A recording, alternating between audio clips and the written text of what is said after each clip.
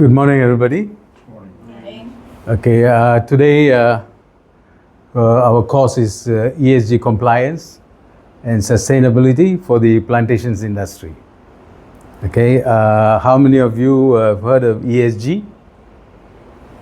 Yep. Oh, that's good. It's about 4 hours program. Okay, let me introduce myself. I'm a plantation and sustainability expert with 41 years of experience across Malaysia, Indonesia, Cameroon, and Papua New Guinea, specializing in oil palm, natural rubber, cocoa, and coconut cultivation. In recognition of my contributions as the former CEO and board member of Heavecam SR, Cameroon's largest private sector employer, the President of Cameroon honored me with the prestigious Knight of the Order of Valor in year 2015. I have also led sustainability and environmental efforts as the head of sustainability and EHS for GMG Global Limited Singapore, holding a Bachelor of Science in Chemistry from the University of Madras. I am also a certified DIS professional facilitator from ITOL UK and an international certified professional trainer from IPMA UK. That's me. Can we have a quick go around, introduce yourselves? Can we start with... I'm Jana Danan. I'm from the plantation sector. Okay. I started my life, working life in the Rubberization Institute Okay. in 1973, I suppose. And eventually I joined the plantation, mainly in rubber and oil palm. My last destination was as a plantation manager and consultant in Papua New Guinea. Okay. That's where I retired. I was very involved in training the staff in various aspects of plantation work. Then I was also working in the rubber factory also. I was helping the company in Okay. but mainly was in rubber. So what are you doing now? I'm also with the agro as a consultant. Okay, that's good. Okay. Okay. Anything else? Good enough. Thank you. Okay.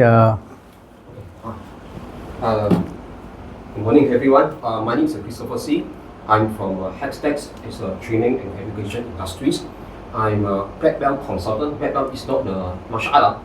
It's a business productivity in the level Okay. of certification black belt, and also the accredited trainer, specialized in the lean and performance improvement methodologies that may cover lean waste reduction, Six Sigma to minimize variation in the process, as well as the ISO relevant to for 2001. Remember or not, the AI, I'm the one who governance to govern it to ensure compliance. Ah, I see. Okay. Besides the ISO.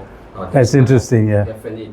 So we help the organization to manage quality and performance excellence. I believe in this topic also relevant to me. So that's all. Thank you. Okay. you. Good.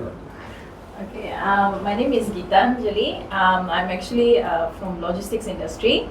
I'm actually a finance expert and at the same time also a QC and a sustainability expert from Kunanagar.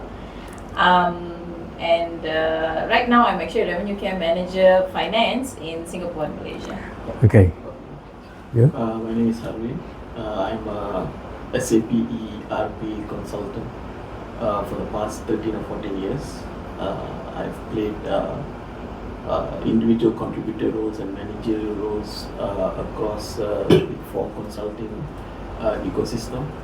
So I've also played a lot of ERP projects, Okay. plantations. The last one being with SD country for implementation in Papua New Guinea. Right. So currently, what I'm doing is I'm also doing another implementation project for a new pharma client with Roche Malaysia. Okay. So, yeah, so that's where I am. Okay, very good. Okay, today's learning outcome. At the end of the session, you will be able to describe the key materiality topics under environmental, their challenges and solutions, and impacts on climate change, align your strategies with the UN SDGs, and calculate scope 1, 2, and 3 GHG emissions, which is greenhouse gas emissions. Second, describe the key materiality topics under social, their challenges and solutions and impacts on business sustainability, and align your strategies with the UN SDGs. And thirdly, describe the ESG risk assessment methodology, what constitutes good governance, and align your strategies with the UN SDGs. So if you see the outcome of this training is, the most important thing is aligning your ESG strategies to the UN Sustainable Development Goals is very important. Okay. Now the agenda for today, we have module 1, which is Introduction to Sustainability and ESG. Submodule 1 is Sustainability. Submodule 2 is ESG. Then we go to module 2, which is Environmental Sustainability. Submodule 1 is Environmental Topics and Challenges. Submodule 2 is Environmental Solutions. Module 3 is Social Sustainability. Submodule 1 is Social Materiality Topics and Challenges. Submodule 2 is Social Solutions. Module 4 is Sustainability Governance. Submodule 1 is Governance Materiality Topics. Submodule 2 is Standard Certification, ESG Ratings, Greenwashing, and Company Policies. Okay, so it covers all the aspects of ESG, which is environmental, social, and governance. Okay, you're going to look at challenges, you're going to look at solutions, and in the beginning you will already be introduced to sustainability and ESG. Okay. Now let's do an icebreaker. Okay, what we are going to see is, we are going to see some images, and you take turns to describe what do you feel when you see those images. Okay, let's begin. Image 1. Can we begin with you, Mr. Jana? Yes. Tapir, you call it tapir, is it? Yes. Am I right? Yes. So what comes to your mind when you see this?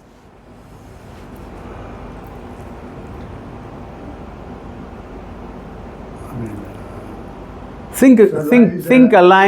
Think along the line of I always ESG. think of the survival of the animal. Okay, good. How it's surviving. I mean, it's a rare species. Okay, So how it's surviving in this jungle or whatever, you know. okay. So it's habitat. So you're thinking of how the habitat is being impacted by deforestation. A lot of factors. These days, you know, they are developing this country, and you know, forest has been the foot of forest forests, and of course, a lot of other things like forest fires coming in, climate change, and whatnot. You know, they're affecting, in a certain extent, you know, the survival of this species. Good, that's right. So you are thinking about it's endangered because of the endanger to its habitat. All right? Okay, Mr. Christopher? Oh, when I look at this particular animal, I can observe it.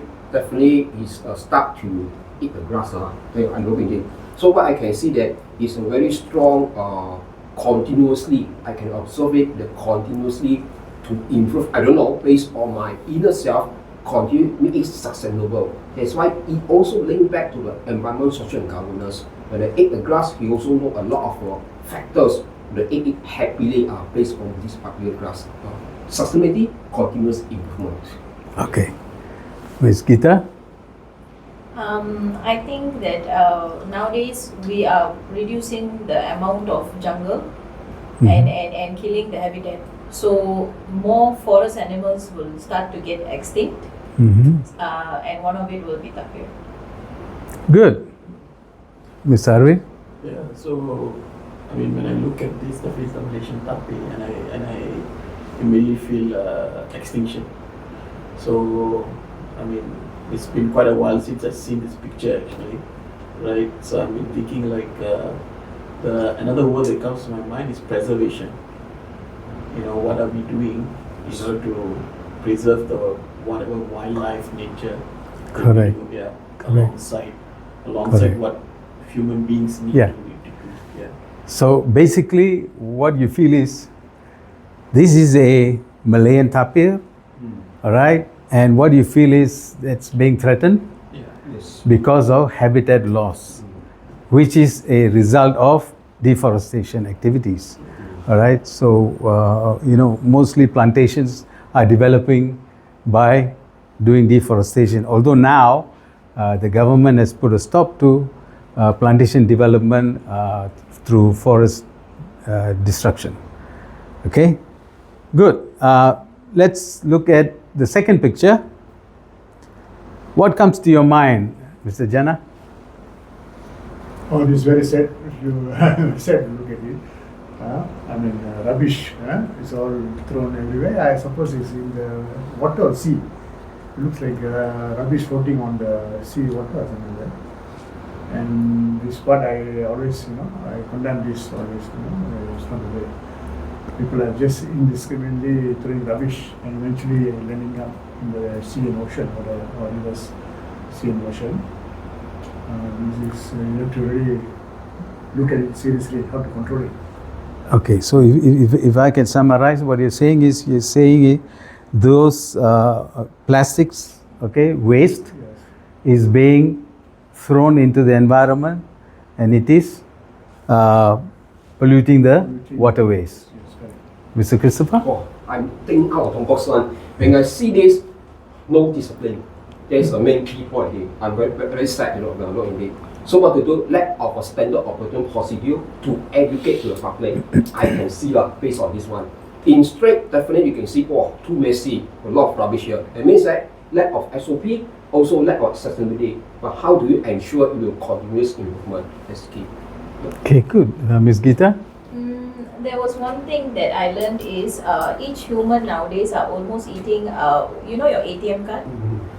ATM card size of plastic is every human eating in their lifetime actually, due to microplastic. So what happens is this plastic can be also ingested by fish and everything, and then when we ingest it, it stays in our system. Yeah. Right, so basically it's plastic pollution. Ms. Arvind? So a few things come to mind, right? So one is, so if you see the material that they have, that is floating on the water, so definitely these all are various plastics from different brands, and each container could be holding different types of material or solutions that are not friendly to the environment. It's not just the plastics as well. So another thing that comes to mind is biodegradable, right? So and also another word that comes to mind is definitely a lack of awareness and foresight. Yeah. So it's like what we are doing, we are not thinking of fun, right? So as long as we are able to just dispose, we just dispose. We don't care where we dispose. Very true. Yeah. So let me summarize. We are looking at plastic waste, all right, ending up in our rivers, streams, and ocean, okay, and that's affecting marine life, okay. Not only that, because these plastics are also on land, okay? Because of waste disposal measures are not properly put in place. The government is already encouraging people to segregate the waste, okay? And plastics can be recycled. So you have to sort out your waste. Don't allow it to go into nature without sorting out, all right? And don't allow it to go into landfills. So plastic pollution is a global problem. It's a major problem because it ends up as microplastics.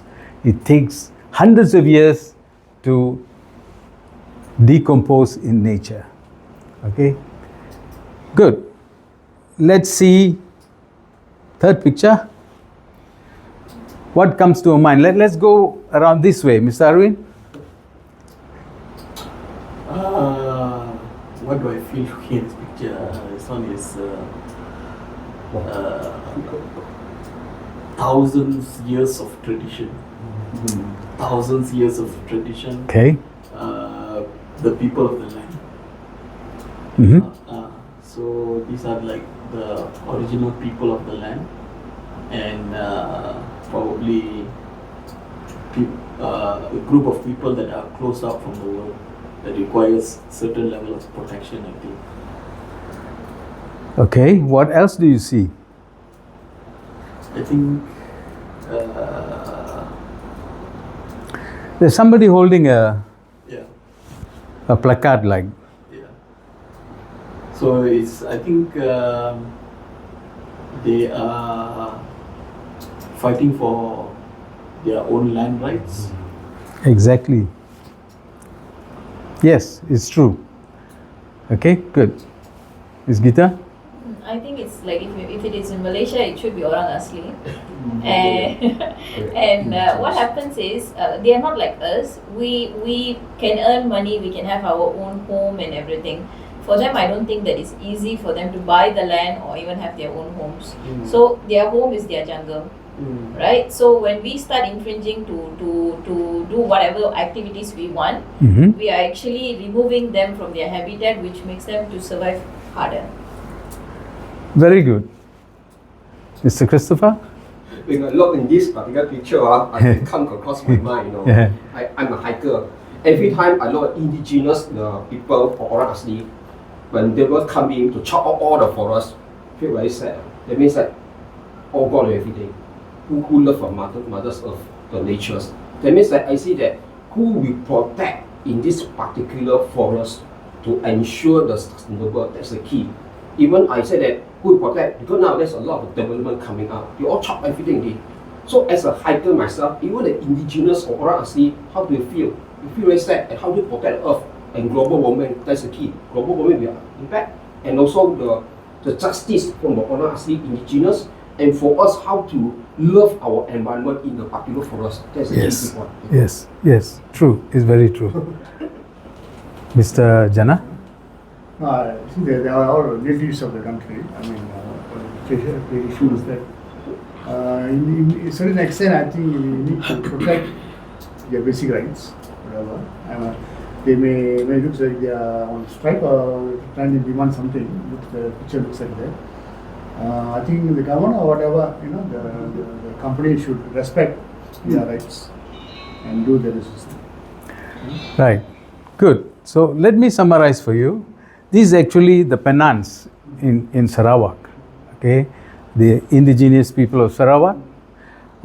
They are protesting for their rights to the land. Okay, their rights to their way of life.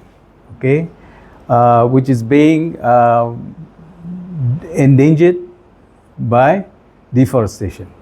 Okay, deforestation occurs when timber concessions go into their traditional forests and do deforestation, and also when oil palm plantations go in, break forest, and that disturbs their way of life because they depend on the forests for medicine, for their food, and for their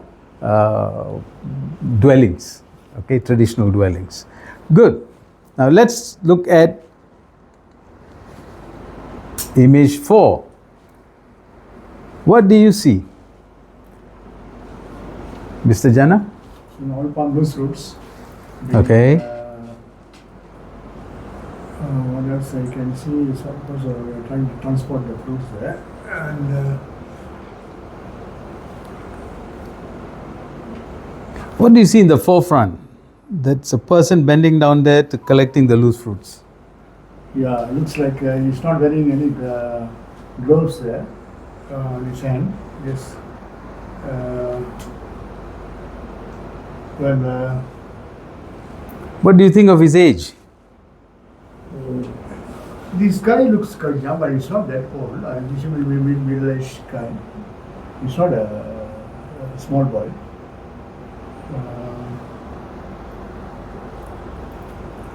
But he's not well equipped. He's not well, what you call his protective equipment is not being fully, he's not observing that, with all his enemies there. Not in the proper attire, working attire. Okay, so you see that it doesn't have proper personal protective equipments, okay? Hand gloves, probably a helmet on his head or whatever. Okay, all right. Is it Christopher? This one is a kid, or He doesn't look like a kid. Yes, it is. He's a kid. Different perspective. Yeah. For me, a different perspective. That means that yes, we The one standing there, yes. the guy the red card. So my point of view, so I can observe that there's a very trained when young, so they're able to understand the nature of forest and discipline how to clean in the proper way. So start young, not start too late in the aging time. So I can see some the future of this particular kid. Definitely that he may understand. He may or may not understand the ESG. Definitely that easy to implement if you start from a young. Similar for industry. If it's trained in the earlier stage, in the very baseline, definitely it can easily to implement based on observation. Okay. Ms. Gita? Since the topic is environment and social governance, I'm just thinking whether this child has proper documentation or kid is the right age to work. You got a point. Yeah. This depicts child labor. Okay? And all over the world, child labor is a no-no. Okay? In plantations, it happens. All right? Sometimes the children go and help the families. All right? Probably that's the father at the background. Right? But child labor is to be completely avoided. Mr. Harvin? Yeah, so actually that's the first thing that came into my mind.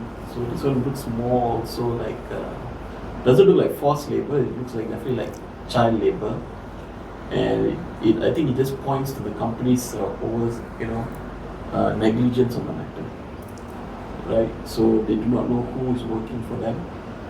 Just see what is the out, because I think they are getting paid based on how much they are able to collect and transport for the day.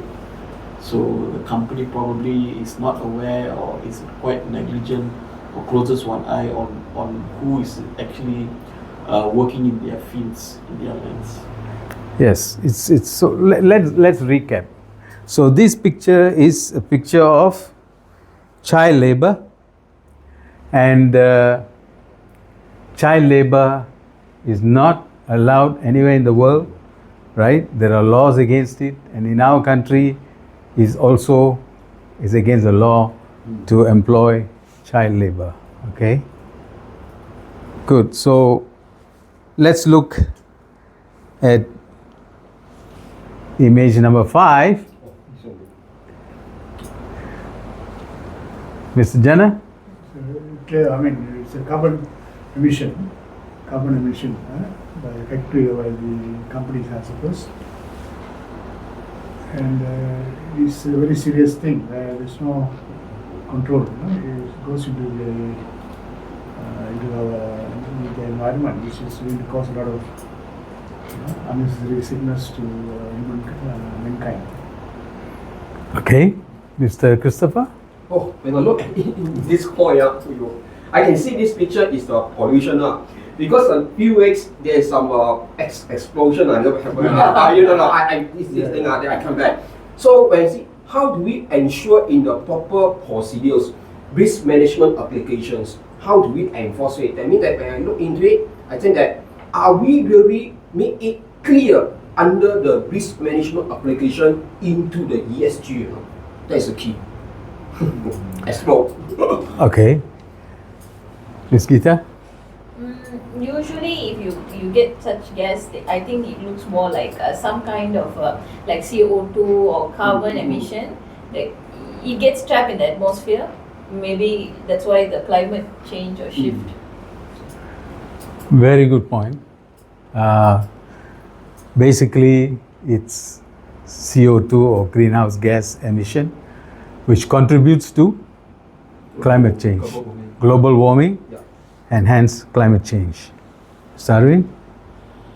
So, from what I see here, I mean, if I want to give a different answer, I thought that maybe these days these things do not exist much because there's a lot of policies and procedures where companies have agreed to international conventions, right? That in order to promise to reduce all this or reduce the operations of these kind of factories that produce this kind of carbon emissions. Yeah. To recap, all right? This is basically emissions into the atmosphere of greenhouse gases, which will increase the global temperature, all right, and will lead to climate change. Okay. So what we had seen here is basically those material topics of ESG. Okay. Number one, the Malayan tapir is a threatened species. Okay. So loss of habitat, biodiversity, all right. IUCN threat species. The IUCN is International Union for the Conservation of Nature. Okay, so it is there listed. All right. So one is the environmental aspect. Okay. Now, when you see number 2, that's plastic pollution. Okay, waste management. Right. That is also an aspect of environment. Okay. Now, number 3 is the indigenous population, the Penans of Sarawak, where they are protesting for their rights. Okay, their rights to their land, to their forest, to their way of life. Okay, basically human rights. All right, it comes under the social aspect of ESG. Now, you look at image number 4, child labor.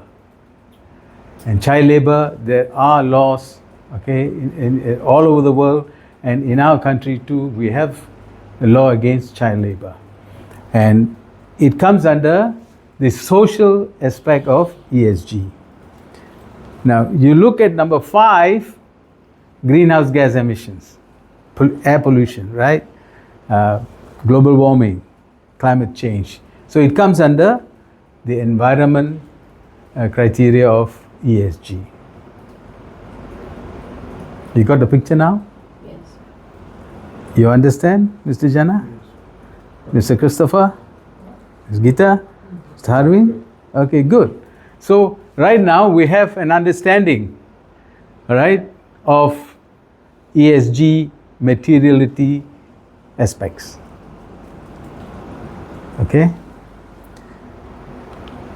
Let's look at module 1, Introduction to Sustainability and ESG.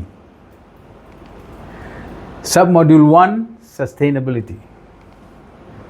Now, what is sustainability? Anyone?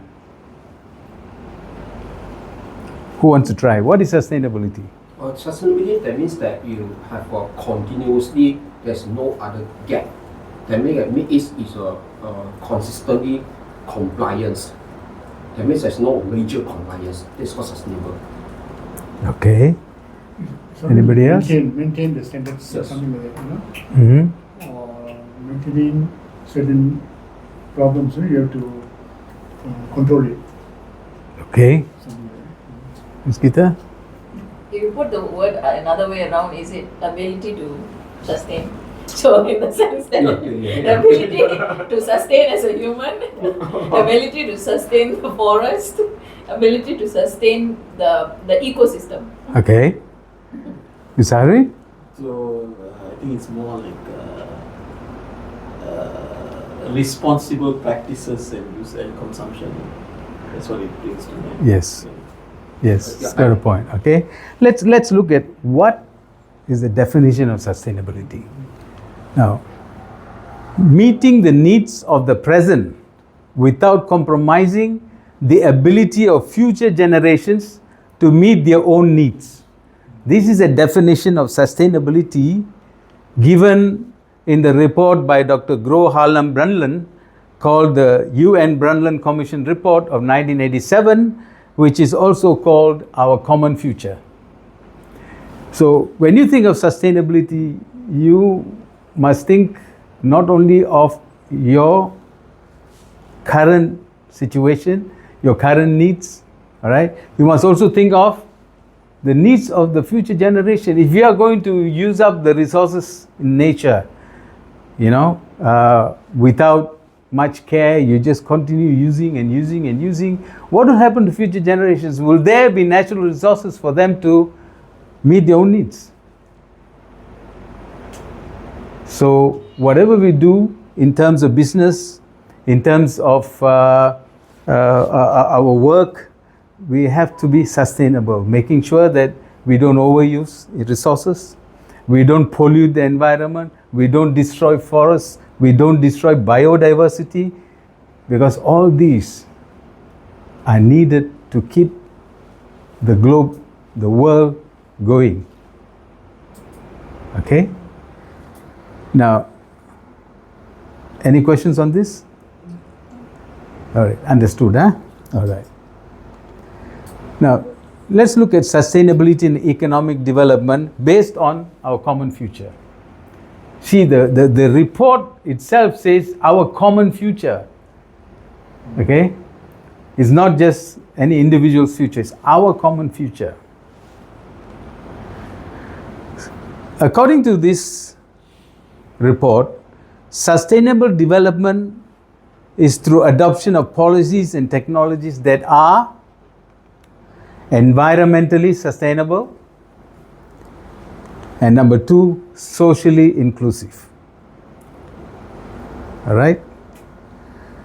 Now, under environmentally sustainable policies and technologies, you have promoting clean energy, you have promoting sustainable agriculture, you have promoting efficient resource use. Now, when you say promoting clean energy, what does that mean?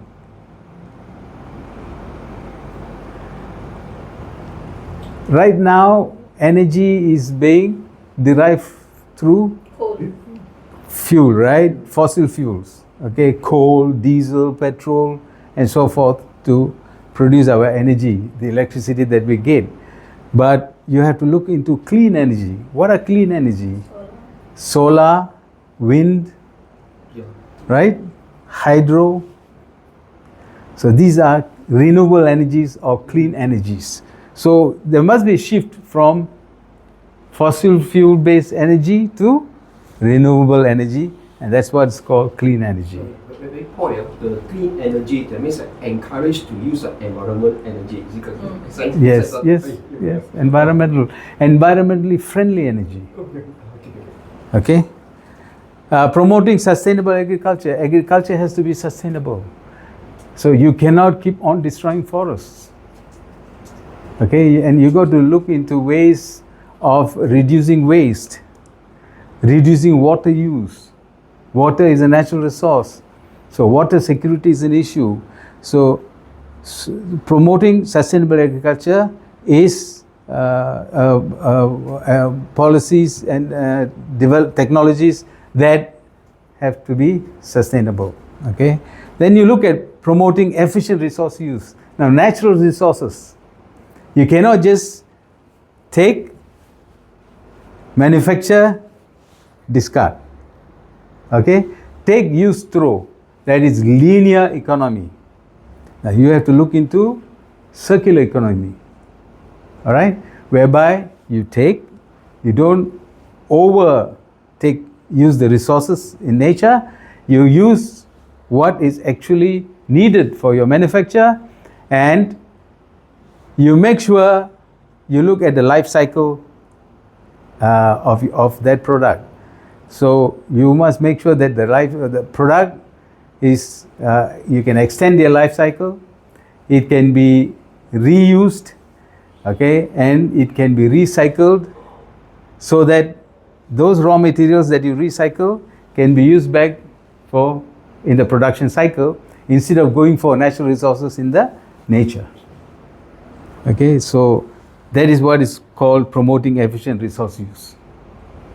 All right. Now, socially inclusive, you have reducing inequality. What do you understand by reducing inequality? No gender bias. Very good. And you are talking about the rich and the poor, right?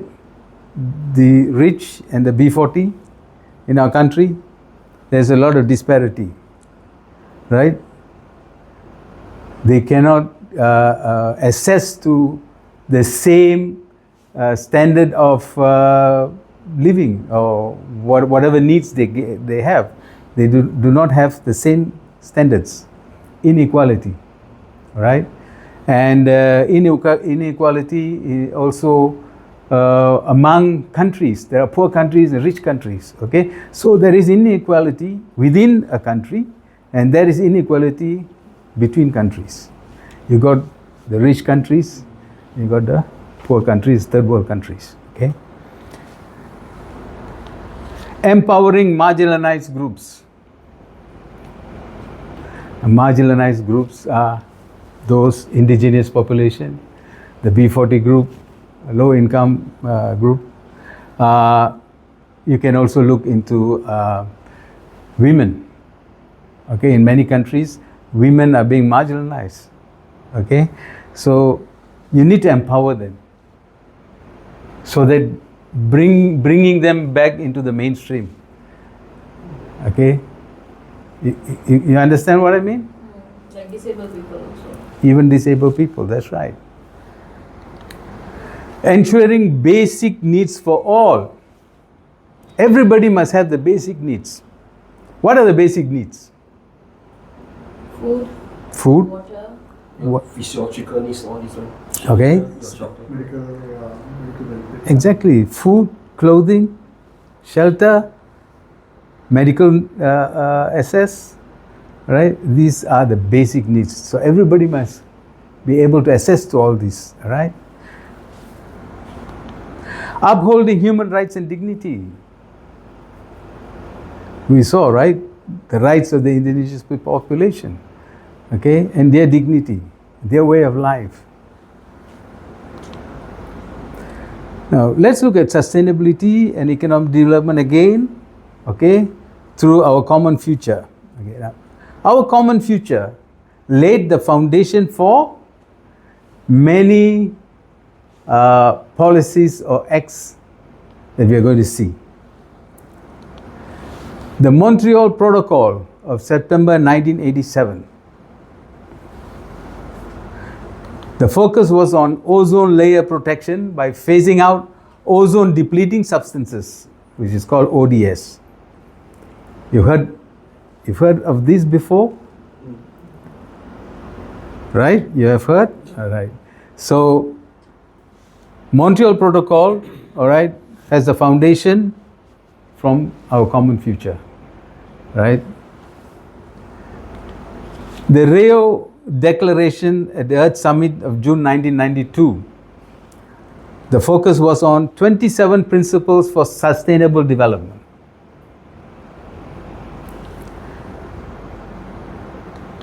The Kyoto Protocol of December 1997. The focus was on greenhouse gas emissions reduction to combat climate change.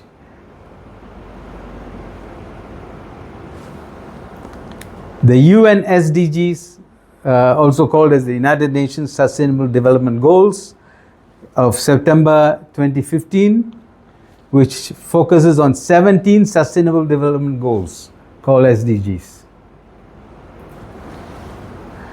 Then we have the Paris Agreement of COP21 in December 2015. The focus was on limiting global warming to 1.5 degrees centigrade above pre-industrial levels. Now, all these protocols, declarations, and agreements and SDGs, they find their foundation in our common future. Understood, huh? So that is the importance of that report called Our Common Future from the World Commission on Environment and Development. Any questions? Okay. Now let's look at the United Nations Sustainable Development Goals called SDGs.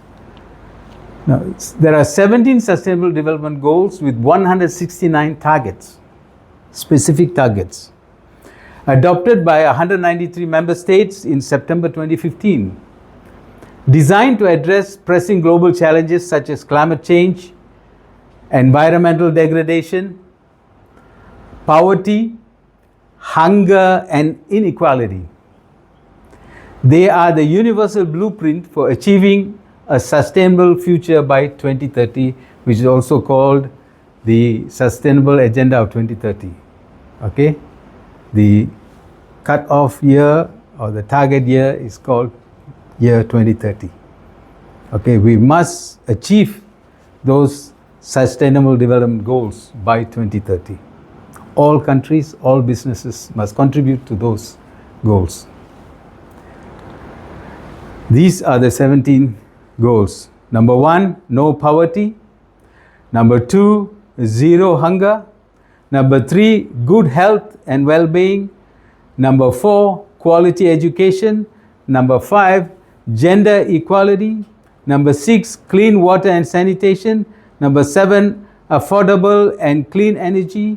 Number 8, decent work and economic growth.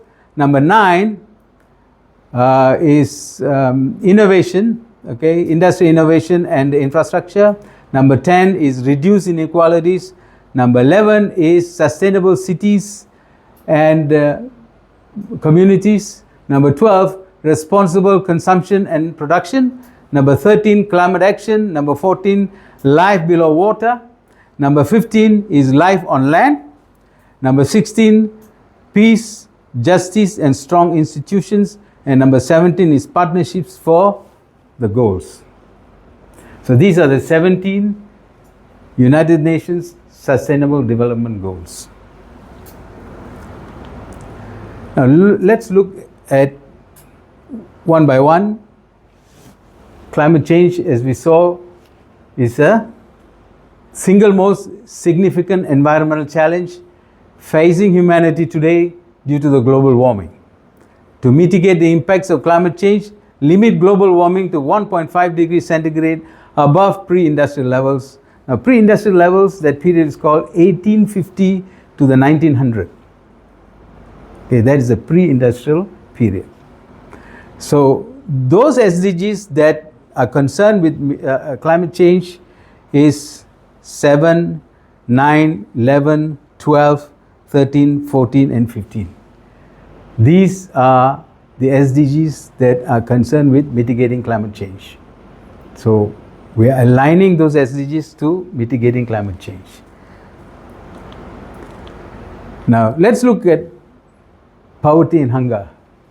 Now, ending poverty and hunger in all its forms by ensuring social protection, access to essential services, and economic resources. Ending hunger by achieving food security, improving nutrition, and promoting sustainable agriculture. So you have two SDGs that concern with this, that is number 1, which is no poverty, and number 2, zero hunger. You follow so far? Improving health and education. Healthy living and well-being for all by tackling major health priorities, including maternal and child health, non-communicable and infectious diseases, availability and sustainable management of water, and sanitation for all. Inclusive and equitable quality education for everyone. So the SDGs that are concerned with this is number 3, good health and well-being, number 4, quality education, and number 6, clean water and sanitation. Now, regarding water, water security is a major problem all over the world. There are countries you have seen in Africa, even in sub-Saharan Africa, you get people walking long distances to go and get good quality drinking water. Okay? In our country, we might take things granted with water, but there are already reports that we could be running into water security issues. We've already seen drought, low levels of water in our dams and reservoirs. So water security is something that we have to bear in mind when we use the natural resources. Water, do not waste water, and so forth. Okay? Clean water is something that future generations need. It is a natural resource they need for their living. You can reflect on that, right? Reducing inequality, ensuring gender equality, and empowering all women and girls by addressing discrimination and violence. In many countries, we have seen that women are being discriminated, right? They can't go to work, they can't get the education, okay? And even in countries where they have access, they are still discriminated against in employment, all right? In certain industries, right? So these are what they have to address. If you take India, a lot of rape and violence against women, right? So these are needs that need to be addressed, okay? Issues that need to be addressed. Reducing inequality within and among countries. Just now we talked about it, okay? Within the country and among countries. By promoting social, economic, and political inclusion for all, regardless of age, sex, disability, race, ethnicity, origin, religion, or economic status. Those SDGs that are concerned with this is number 5, gender equality, and number 10, reduced inequalities. Now let's look at spurring economic growth. Now, promoting inclusive and sustainable economic growth, full and productive employment and decent work for all right? Promoting peaceful and inclusive societies, providing access to justice for all, and building effective, accountable, and inclusive institutions at all levels. Those SDGs that are concerned with these are 8, decent work and economic growth, and 16, peace, justice, and strong institutions. And finally, we have strengthening global partnerships to achieve the 2030 Development Agenda's goals. Okay? And strengthening the means of implementation and revitalizing the global partnerships for sustainable development by enhancing international cooperation, ensuring systemic coherence, and mobilizing resources. The SDG concerning with this is SDG 17, partnerships for the goals. All right, so we have seen those 17 sustainable development goals. Any questions? Okay, let's look at the Paris Agreement. We just saw earlier, Paris Agreement. It is a legally binding international treaty on climate change adopted by 195 nations at COP21 on 12 December 2015 and came into force on 4th November 2016. So this is a legally binding international treaty. Okay, and what does it say? To limit global warming to 1.5 degrees centigrade above pre-industrial levels, which is a period of 1850 to 1900, emissions need to be reduced by 45% by 2030. So by year 2030, the emissions need to be reduced by 45% and must reach net zero by year 2050. Net zero. What does net zero mean? Any idea? Any of you? I think is if you produce 5 tons or 5 kilo CO2 or 5 unit CO2, you need to increase that same amount of oxygen or to neutralize it. Like you need to neutralize that amount that you create, something like that. Anybody else? Okay. Zero emission, I mean zero pollution is something like Yeah, zero what? Zero emission, right? What it says is, net zero means the amount of carbon dioxide that you emit into the atmosphere and the amount of carbon dioxide you reabsorb from the atmosphere is zero. There is no balance to be balanced. exactly. So the amount you emit and the amount you absorb must be equal. That's why they plant trees. Correct. Trees are very important because they are carbon sinks. They absorb carbon dioxide from the atmosphere. To And- take this net zero to reduce illegal human activities. Yeah. Okay.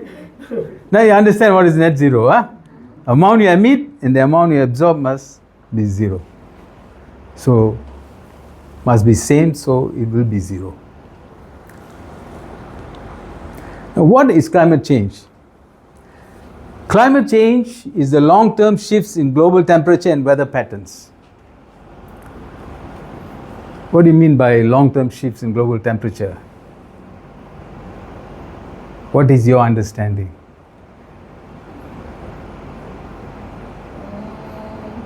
I think now some iceberg is melting. Okay. It's hotter than usual. Yes. So temperatures have gone up. We can feel it in our country, right? Of late, right? Quite recently, it was very hot climate, right? Very hot. I give an example. Now there's an earthquake in Thailand. Right? Correct. Normally in Southeast Asia we don't have those kind of disasters. Yeah. Yeah. So- Climate change is causing that. Yeah. So you'll get natural calamities, right? Flood, earthquakes, volcanic eruptions. So I come across an example that before pandemic and during pandemic, you can see different change or not. No way to come outside. Actually during the COVID time, you can see a change or not. Different change. So in fact, Climate change also results in new viruses and diseases, communicable diseases, infectious diseases that the human population has to face. I'm surprised, during the COVID, a lot of wild animals appear, You can see or not? During the lockdown. Lockdown. During lockdowns, yes. Zero. Okay.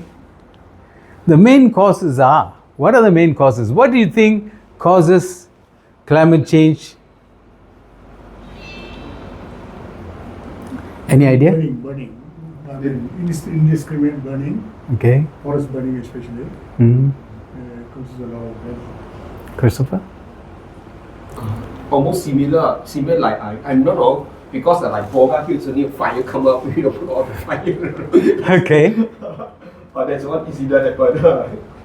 What did they say? I don't know. They say like ozone now has some kind of hole. It's kidding.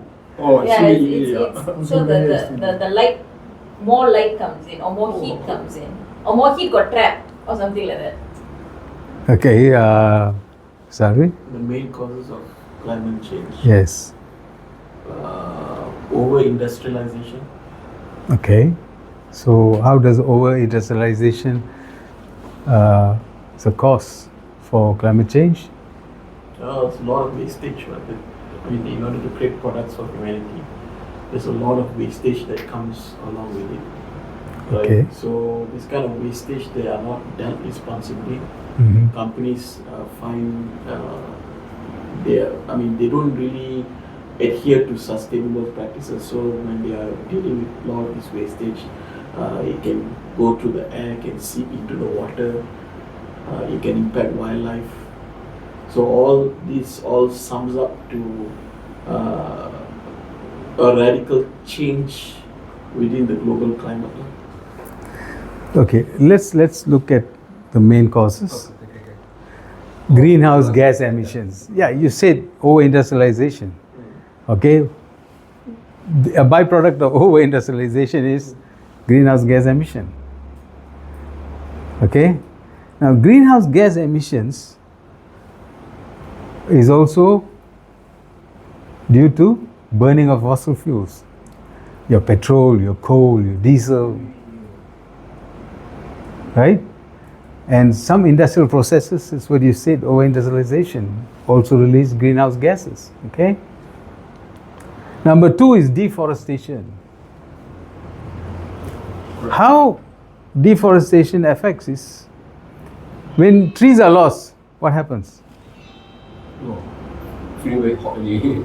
Yeah, trees are carbon sinks. They absorb carbon dioxide from the atmosphere and store them in their biomass, in their trunks, their leaves, their branches, their roots.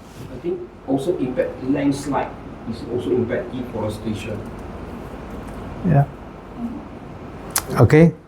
So let's look at burning fossil fuels, coal, diesel, petrol, and natural gas. The explosion, Yeah, correct. okay, of the Petronas pipeline, huh? Correct. And industrial processes release greenhouse gases like carbon dioxide, CO2, methane, CH4, and nitrous oxide, N2O, into the atmosphere. These gases trap heat and cause the Earth's temperature to rise. That's global warming. I have a point. The last time they never implement the refrigerator. It also part of the global warming, which The CFC. CFC. Yeah, call for common. Correct. Also in the greenhouse. Yes, Correct. CFCs. Yeah, correct. Loss of forests reduces the number of trees that can absorb carbon dioxide, leading to higher concentrations of these gas in the atmosphere. Okay, so greenhouse gas emissions and deforestation, they contribute to global warming, which in turn contributes to climate change. Okay? Can you reflect? Do you understand? Right? So when you see people indiscriminately cutting down forests, right, you should be concerned. Right? We need to plant trees and not cut down trees. We need to change from using too much of fossil fuel to cleaner energy. You can go to biofuels instead of fossil fuels. Every citizen must plant one tree. Yeah, Yeah. yeah. There are countries with that slogan, right? Some organizations with that slogan. Sadhguru was going around. Yes. Yes, definitely. Planting trees. Okay, that's clear. Yeah. Now, there are 3 natural defenses against climate change. So, climate change is serious. There are 3 defenses against climate change. Now, what are the 3 defenses you think? Anybody? Raining, I mean, rain. I mean, Natural defenses against climate change. defeat. Rain. What's So, rain is due to what? rain, what do you call it, neutralizes, I mean, when the emissions are in the atmosphere, it So it will dissolve. dissolves, Okay. reduces the pollution. But is that a natural defense against climate change? Natural defense means something that's existing naturally. I'm not sure. A natural defense is something that's existing naturally. Just now we looked at for burning of fossil fuels, and we looked at deforestation. So, Right? Natural biomes, like forests. Correct. So let's look at the natural defenses. Tropical rainforest is a natural defense, Yeah. right? They cover about 8% of the Earth's land surface area, and as carbon sinks, they sequester around 16 billion metric tons of carbon dioxide per year. All right? Tropical rainforests are referred to as green carbon systems. Okay? Okay, let's look at carbon fluxes from world's 3 major rainforests. There are 3 major rainforests in the world which are called the lungs of the world. Okay, you have the Amazon River Basin. You heard of Amazon River Basin? You have the Congo River Basin. You have Southeast Asia. We are having tropical rainforests. Okay? And most Southeast Asian countries, they're having tropical rainforests. And what happens regarding a flux? Flux means the outflow of carbon dioxide. Okay? For Amazon River Basin, it is a sink. It's a carbon sink, which means it is absorbing more than it emits. Okay? So it is, the net flux is minus 0.10 gigatons of carbon dioxide equivalent per year. So it's a carbon sink. The Congo River Basin, it is also a carbon sink. The net flux is negative 0.61 gigatons of carbon dioxide equivalent per year. Now let's look at Southeast Asia. The tropical rainforest is a source of emission. It is a source, it's not a sink. It's emitting more than it absorbs. So net flux is 0.49 positive gigatons carbon dioxide equivalent per year. Now, what is carbon dioxide equivalent? Anybody? CO2, you know, but what is CO2e? Carbon dioxide equivalent. Now, carbon dioxide is the standard. Among the greenhouse gases, you've got carbon dioxide, you've got methane, you've got nitrous oxide. Okay? Now, carbon dioxide is the global warming potential is 1. So it's CO2, right? Every other gas you must be quoted as the equivalent of carbon dioxide. For example, methane is 28 global warming potential. That means 1 gigaton of methane is equivalent to 28 gigatons of carbon dioxide. So methane is more potent.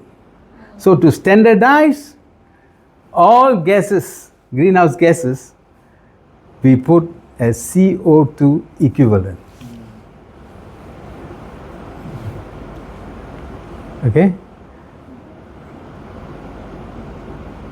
Meaning so when you do CO2 equivalent, so they are calculating Yeah, methane yes. and every gas, they convert it to CO2 and then they're saying total this is the amount. They use the global warming potential.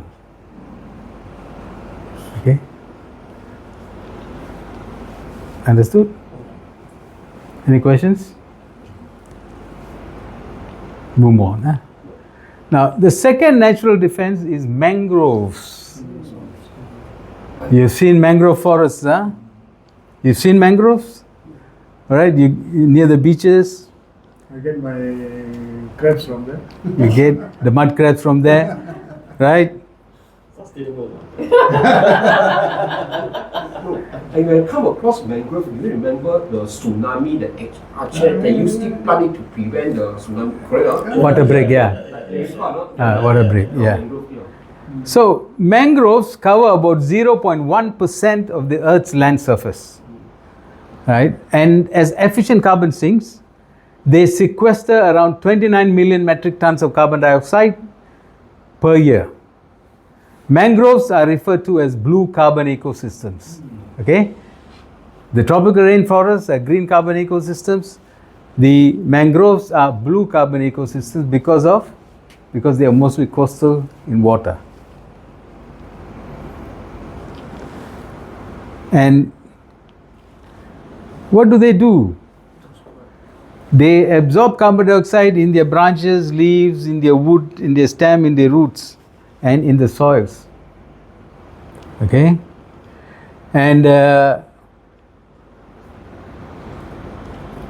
they are found mostly along the coast. Okay, they protect the coastline. People depend on the mangrove forest for mangrove wood, for fish, crabs, for food, right? And it also helps in the balancing of the CO2 in the atmosphere, all right? It absorbs in its as biomass in its system and in the soil.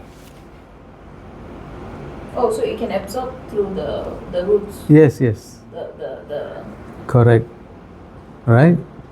In some countries, they are doing away the mangrove sound, building hotels there. Yeah, this all needs to be stopped. Okay, these are detrimental activities. We need to preserve our mangrove forests, and where it is depleting, we need to make sure we plant, rehabilitate mangroves. Okay. The third is the peatlands. Anybody has an idea of what is peatland? Swamp area. It is Yeah, it's swampy, yes. Partly swampy, but it is very good for oil palm plantation. It's a soft soil. It's a really soft Yes, it is organic soil. very soft. Lot of organic matter, right? And you talked about oil palm plantations. Okay, this is where the oil palm plantations need to stop developing on peatland. Mistakes were done earlier, right? The government has already put a stop to this. No new development on peatlands. And where peatlands have already been developed and it's already dried, you need to rehabilitate, re-wet the peatlands. Okay, they cover about 3 to 4% of the Earth's land surface. And as carbon sinks, sequester around 1.35 billion metric tons of carbon dioxide per year.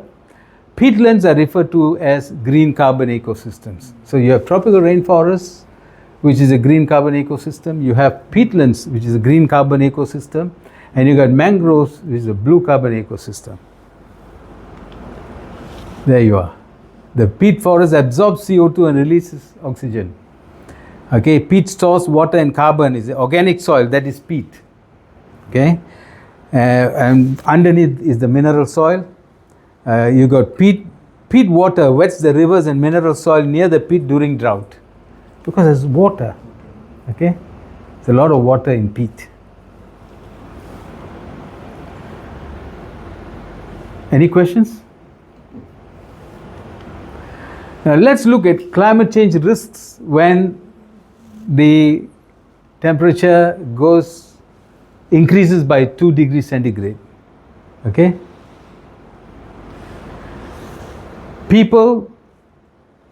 How people are affected? 2 billion people will be exposed to extreme heat waves at least once every 2 years. So you've heard of the heat waves, people dying of heat waves, in many of African countries, in India, and countries where temperature goes up. Okay.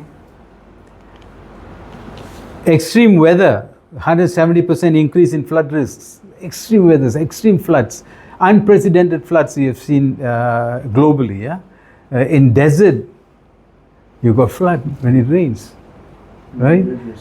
In Eastern Europe, you've seen, of course, in Southeast Asian countries, a lot of floods. We had, even in our country, unprecedented flood levels. Species, 18% insects, 16% plants, and 8% vertebrates will be affected if the climate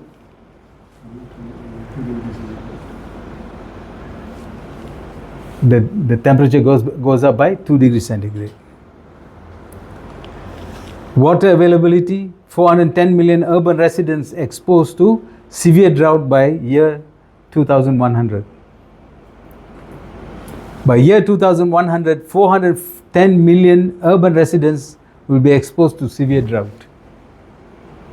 So water security will become a big issue. Water will be a very, very important commodity. Lives cannot go on without water. Human beings cannot go on without water. Animals cannot go on without water. Okay? Sea level rise. 49 million people will be impacted by sea level rise of 56 centimeters by year 2100.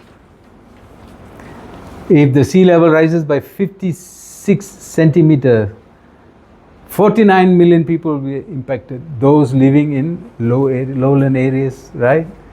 Okay, island nations. Arctic sea ice. You just said about that. Ice-free summers in the Arctic at least once every 10 years. Ice-free summer in the Arctic. Oceans. Higher risk to marine biodiversity, ecosystems, and their ecological functions and services. Mangroves, right? They give a lot of ecological ecosystems and ecological functions and services. Okay. Coral bleaching. Virtually all coral reefs are lost by year 2100. Zero corals. All right. The famous barrier reef, Great Barrier Reef in Australia is coral. Okay, you get a lot of marine biodiversity there, a lot of fish, and that's our food supply. What if corals are completely lost? Right? Food scarcity. No fish now. Coral reefs, there are a lot of marine activity, right? Marine life. Now let's look at the 9 planetary boundaries. A framework designed in 2009 by Johan Rockström and Will Stefan to define the safe operating space for humanity. Okay, there are 9 boundaries, and these 9 boundaries we have safe operating space for our well-being. They identified 9 critical Earth system processes that must be maintained within certain safe limits to ensure a stable and resilient planet.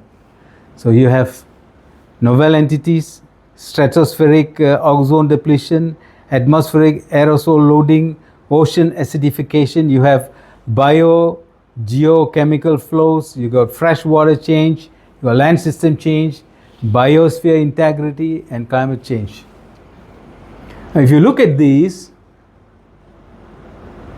already 6 out of the 9 boundaries have been exceeded. You look at novel entities exceeded. This is the safe operating zone for humanity. That green color with the white boundary, okay? Anything above is already overshooting. Exceeded safe boundaries. Ocean acidification is nearing the safe boundary. Here is very good stratospheric ozone depletion because of we already seen it. Yeah, reduce CO2 emission. Correct. Ozone depleting ODS substances. There was already an agreement. Okay. Right. Now, atmospheric aerosol loading also is controlled. Ocean acidification, as I said, is already nearing. Everything else, these geochemical flows are phosphorus and nitrogen flows. Okay, green water already exceeded, fresh water use already, blue water. So water security is an issue. Land system change, land system change means your deforestation, you're cutting down on forests for development. Okay, land systems change, already exceeded. Okay, and climate change certainly. CO2 concentration, you see, carbon dioxide concentration is already exceeded. Okay, so that's an idea about safe operating space for humanity. Okay, this is being monitored and updated every year. So you mean to see the ozone layer is now under control? Yes, because ozone depleting substances have been abolished. No more use. They stopped producing those. Why then Stop ice manufacturing. is melting? Very different. The ice, that's because of the temperature rise. Or there's temperature and this is different. Isn't it? Yes. Climate change is because of global warming. So global warming is the one that's affecting the Arctic ice. Submodule 2, ESG. Now what is ESG? Framework used by investors and regulators to evaluate a company. Okay? Now environmental impact is E, social responsibility is S, governance practices is G. Under environmental impact you have the materiality aspects, climate change, carbon emissions, waste management, water security, resource conservation, and nature conservation. We have seen some of these already, right? Social responsibility, diversity and inclusion, labor practices, human rights, community engagement, governance practices, leadership practices, executive compensation, transparency, reporting and disclosures, anti-bribery and anti-corruption, and data protection and shareholder rights. So these are the material aspects of environmental, social, and governance practices. These are called materialities. Now, what is the relationship between SDGs and ESG? We have seen SDG, we have already seen ESG. Now, what is the relationship? Now, SDG is a global framework for achieving sustainability goals. And ESG is a practical toolkit for businesses to align their strategies and measure their contributions towards SDGs objectives. Okay, you have to measure their contributions towards SDGs objectives. Okay, that is aligning. So alignment between ESG criteria and UN SDGs. Let's look at environmental criteria. You have, let's say, reduction of carbon footprints. Okay, so it will, which UN SDG is it's aligned to? Any idea?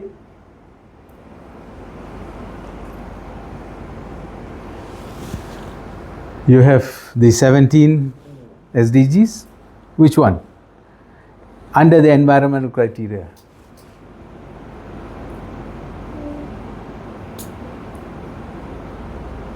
Okay, let's look at it.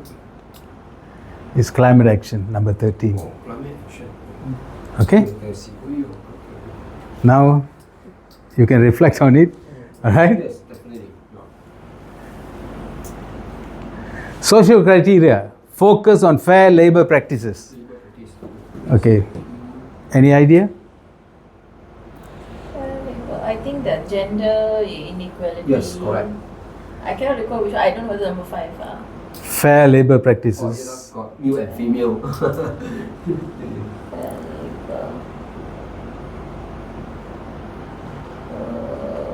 Labor practices relate to what? One. Young. Labor practices relates to what? What is Social. Employment, right? It's under social, yes, but it's employment. So One. What is the one? one. One is it? The one with color, red color.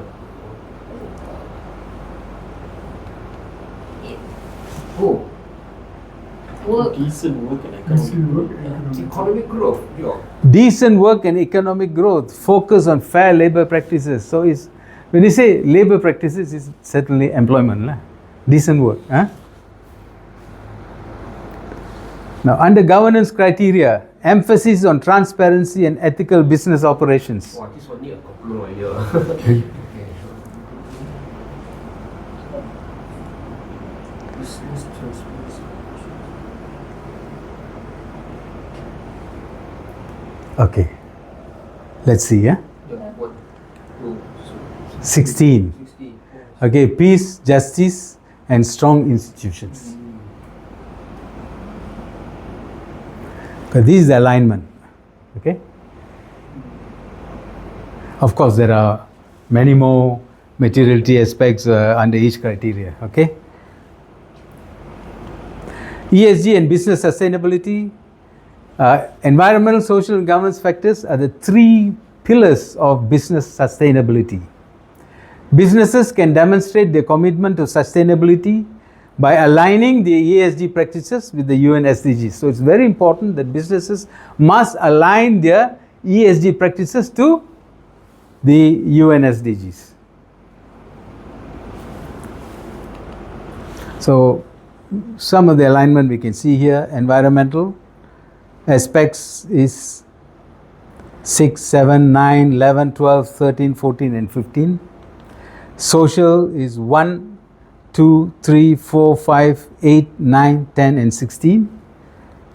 Governance is 5, 10, 11, 16 and 17. Okay, this is the alignment that you can understand when you look at this. Okay, so you must align your criteria, your materiality, strategies or initiatives under environmental to any of these. You must align your social initiatives or strategies to any of those, right? And your governance practices to this, right? ESG practices and alignment with UN SDGs. Simple, huh? Let's see. Environmental criteria, carbon footprint. Objective, reduction of greenhouse gas emissions. Smart target, reduce annual scope 1 emissions by 15% in 2 years. So, what do you mean by smart target? Anybody? You're able to achieve it. What does SMART stand for? SMART. Simple, measurable, accountability. Actionable. Specific. S is specific, Yeah. M is for measurable. M is measurable, Can be achieved or not. A is achievable, Measurable. R Relevant. relevant, Time bound. T Time. time bound. Very good. Okay, so all targets must be smart targets. And where does this target align to which SDG? Any idea? Reduction of GHG emissions, carbon footprint. Align it to an SDG. Mr. Christopher? If you look alignment, that means that measurable 50%. To which SDG? SDG number what? I have to look back the one. I cannot memorize everything. Anybody? Okay, I'll help you with this. Yes. Climate action. Okay? Yes. Climate action. Social criteria, occupational safety and health. Oh, this is a labor one. Objective is reduction of fatal accidents. Smart target is 0 recorded fatal accidents at the palm oil mill in year 2025. So it's very specific, huh? Yeah, that's specific, correct. So which UN SDG is it aligned to? Anybody?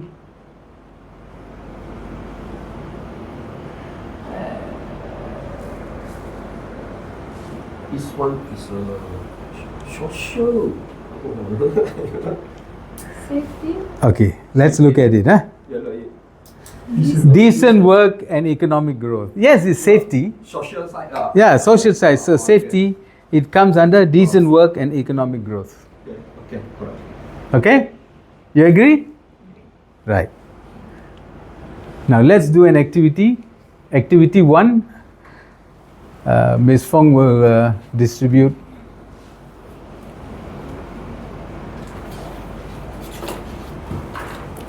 Okay, what you have here is, okay, individually you can take your sheets. Now you will do the workout on these sheets for yourself. All right. Now let me give you the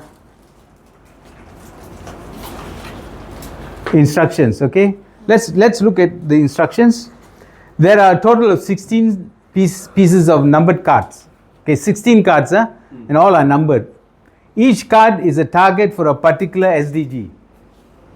Each SDG on the matching board has 2 targets. If you see, let's see, number 12 has got 2 targets, 2 boxes. So each SDG has got 2 targets. You have the environmental SDGs, the social SDGs. Discuss among your team members. Okay, so this will be team A and this will be team B. Okay, A, B, right? So you discuss among your team members and match the targets to the respective SDGs by writing down the card numbers in the allocated boxes under each SDG. You write down, all right? Individually you can do and then discuss for the team, right? The card numbers can be written in any order, okay? Please pay attention here. Appoint a leader for your team, okay? Who will be responsible to write down the card numbers in the allocated boxes when you have to transfer this to the another main sheet, okay? At the end of the activity, the leader will present the results during feedback, okay? Okay. The team that gets the greatest number of correct target matchings will be the winner.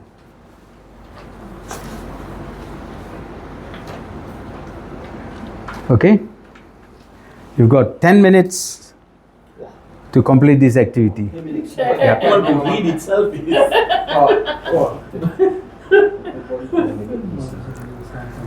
This one is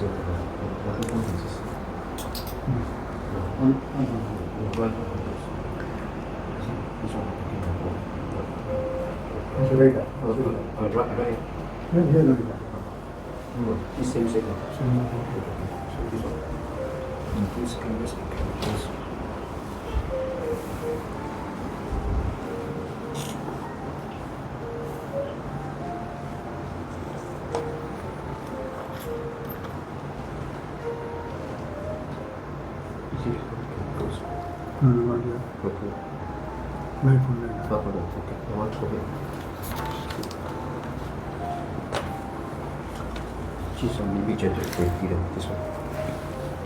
Chocolate soup.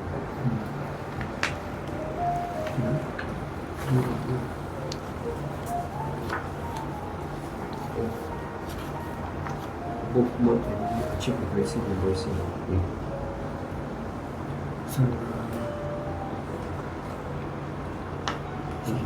I think this one education code is 4. So doing individual transfer it to the main. So only this one. This is 4. Proportion and annual one, is it this one? I think it's 6. This is 6.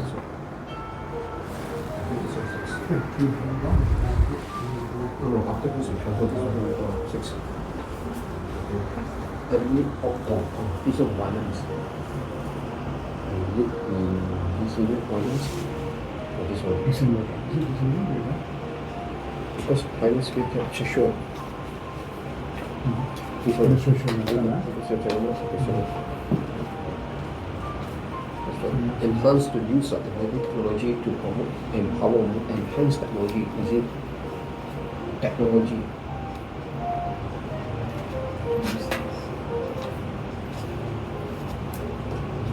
Is this one? No.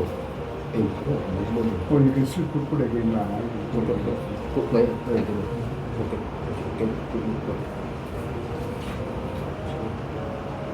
Economic development. You guys can discuss. This one, economic development, economic growth, economic growth. Oh, so that is what I do this. So it's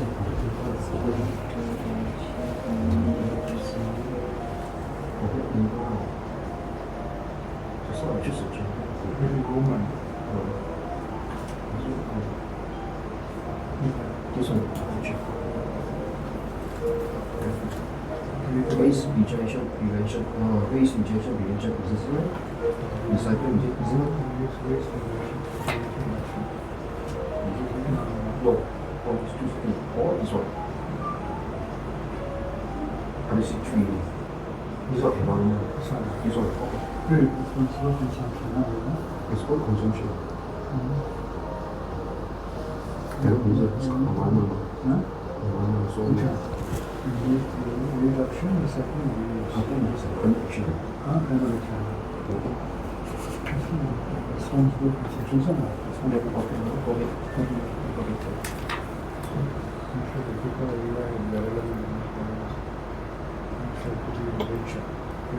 I think it's about here.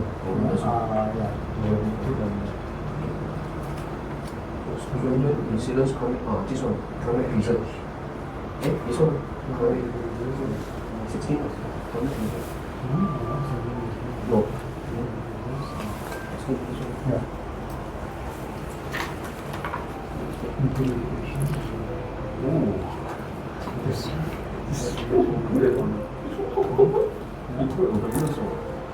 Already impact the early morning.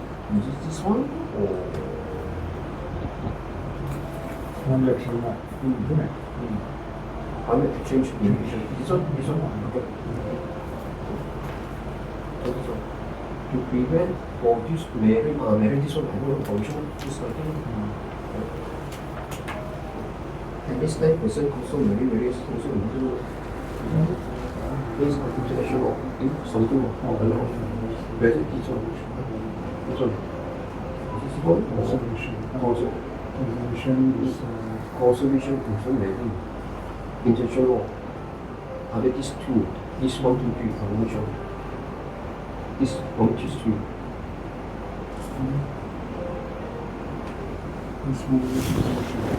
Consumption. This one.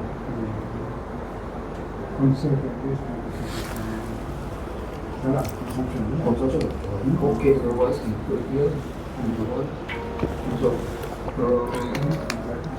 you go the foot, I think so. Implementation and factors. This one 22. So this one is essential 24. Only this one time one. So we will No, 13. Transfer to. Yeah. One whole shot we copy it. Convert. This is 21.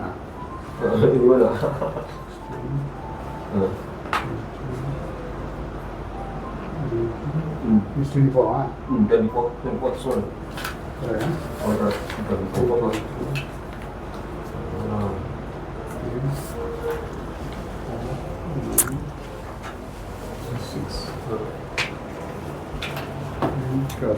Yes. 7 times. 7 times. So, good. Got. We confirm. Verify. Okay. Okay, good. Wait, So you completed. You have to transfer to the big. TV. Oh, so TV.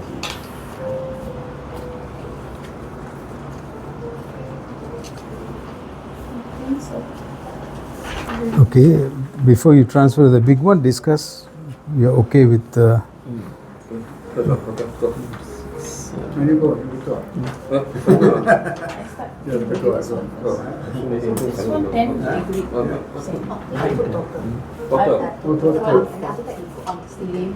Total, how you do it? No, wait. Oh, later. I will give you the answers. Then you can. I put 7 also got. Okay, so 7, You 10. have to tick lah, once then tick. He got answer, then we get a number, Wait, then total up. Okay, yes, I do see here workers. But this one not much of gender one, right? You see this one? No, 6. Is it tick also? Access to Ah, early child development facilities for primary education is 4 lakh. Okay.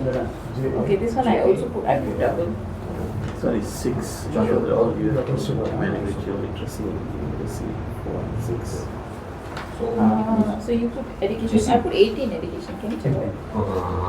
Okay, no, JC lah, okay, JC group. Yeah, correct. Oh, Jesus. Education levels is Wow, she got super good.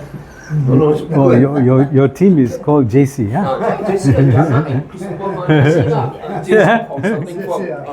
JC consulting firm. JC mah. 24 there. 24? Consulting, no, then we stop watching Monjay in general. I put it here. Yeah. I put here. One more Yeah. one, 30. Check and see if we confirm. Can I reach it? It's okay if I remember. 59. Okay, this one is Yeah, same. okay, good. Okay.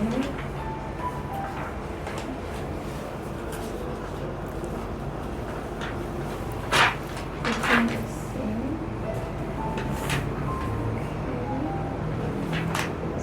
Okay. But well-being you put as 1.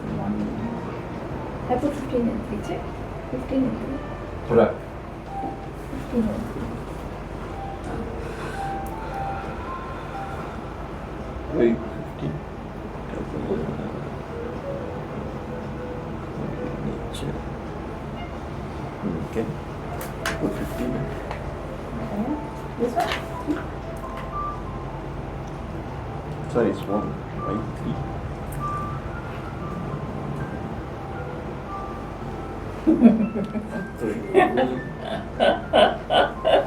Right. Okay, well, you want to put the first one, No, lah. 1 and 3. 1 and 3, yeah? Oh, Yogita, just put your answer. 1 and 3. He's stressed. Totally 2 different mindset altogether.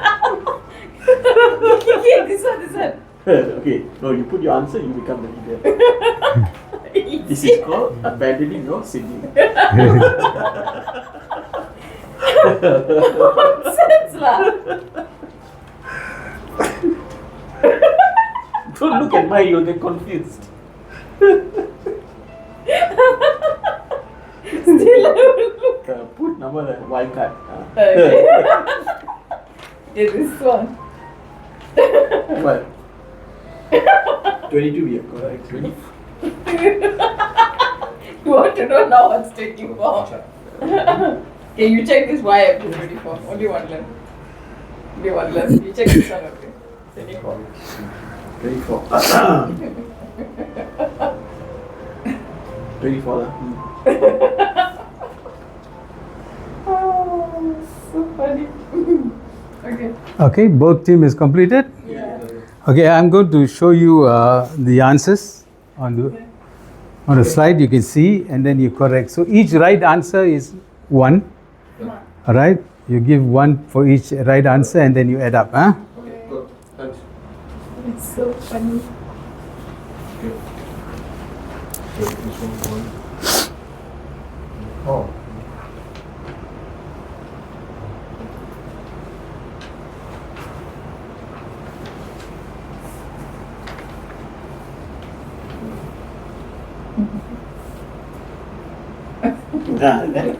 See? See? Next time just give it to me. I think correct. Hey, this one I correct. Okay, the last one you don't know. Okay. Yeah. Now add up and put the total. Huh? Oh, you got done one? How you got one? 22. Oh, you, oh, no, no, you're putting this around the right. This correct one. Correct one. You correct. Oh, I see. Yeah, okay. So correct. Another one correct. This one.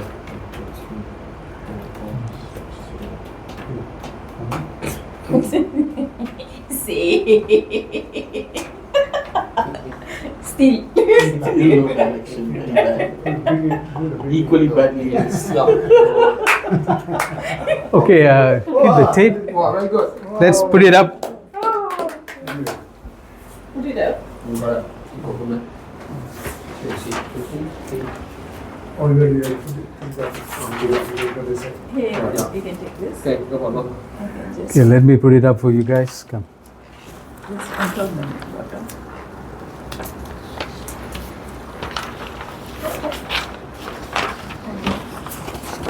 Last time I received a champion team, you know. Oh, This time, no. this one no problem. The last time you were champions. Champion. The team, huh? So fast throwing under the bus. Last time it's everything. No, you're doing too fast. You thought you were champions.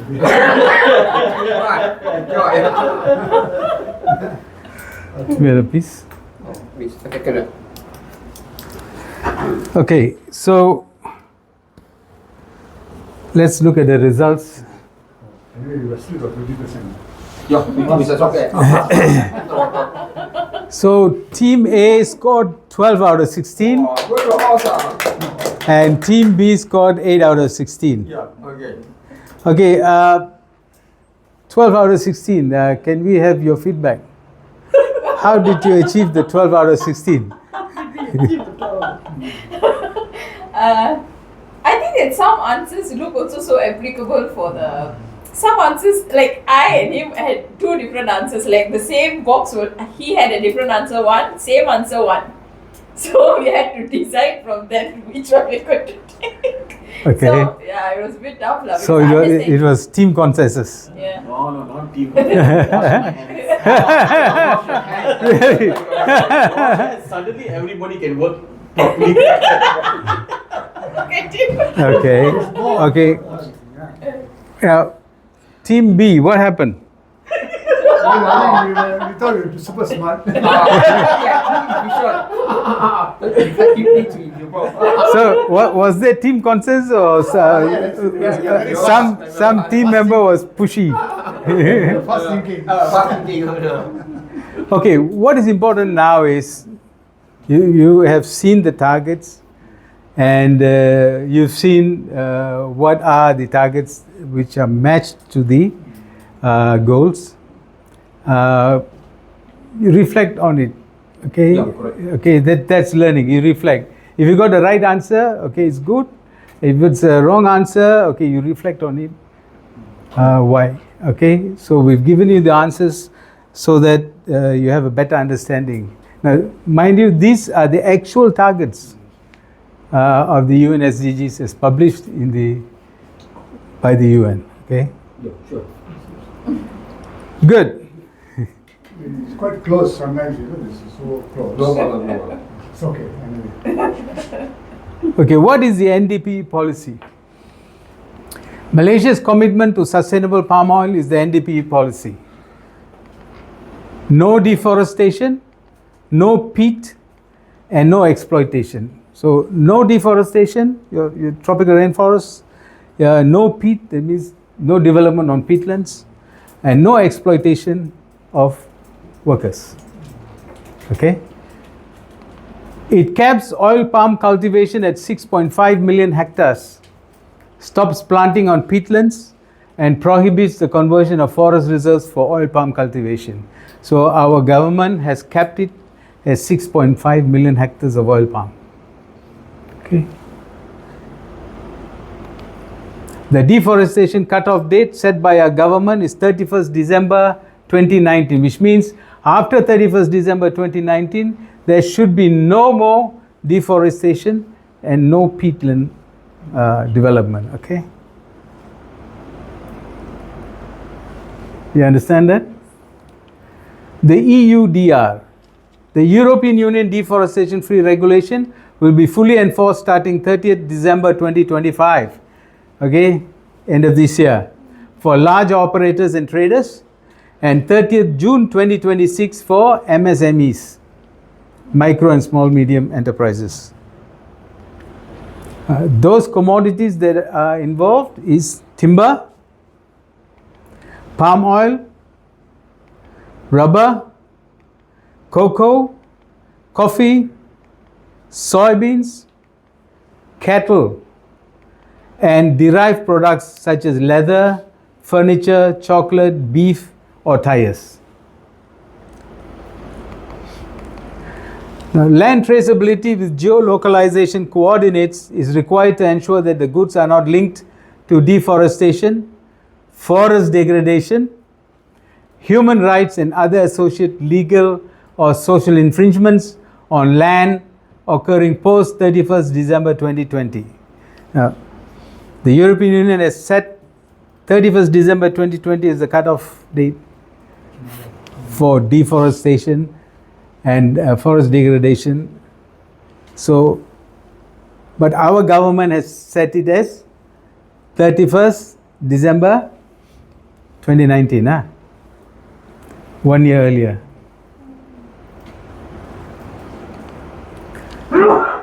So, if you are doing any deforestation, any forest degradation, having human rights and other associated legal or social infringements on land occurring post 31st December 2020, you are prohibited to place your goods or commodities on the EU market. Okay?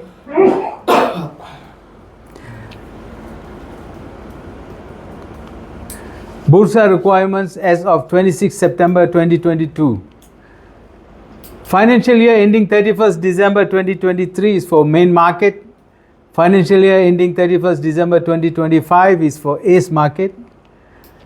Number 1, disclosures on 9 common sustainability matters, which are anti-corruption, community and society, diversity, energy management, health and safety, labor practices and standards, supply chain management, data privacy and security, and water.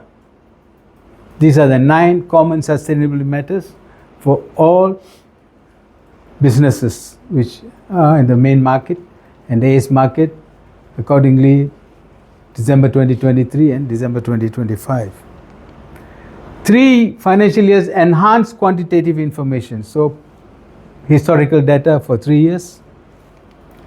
And number 3 is the sustainability statement reviewed by internal auditors or independent assurance with statement of assurance. So your sustainability statement of every business, every company must be reviewed by their internal auditors or independent assurers, and the statement of assurance must be given. Okay. Financial year ending 31st December 2024 is for main market, which is already due. Financial year 31st December 2026 for ACE market. Number 1, disclosures on the 2 remaining common sustainability matters. That is anti-corruption, scope 1 and scope 2 emissions, which is mandatory disclosure. Financial year ending 31st December 2025 for main market is the TFCD aligned disclosures. Climate change related disclosures aligned with task force on climate related financial disclosures. Number 2 is scope 3 emissions from employees, business travel, and employees commuting.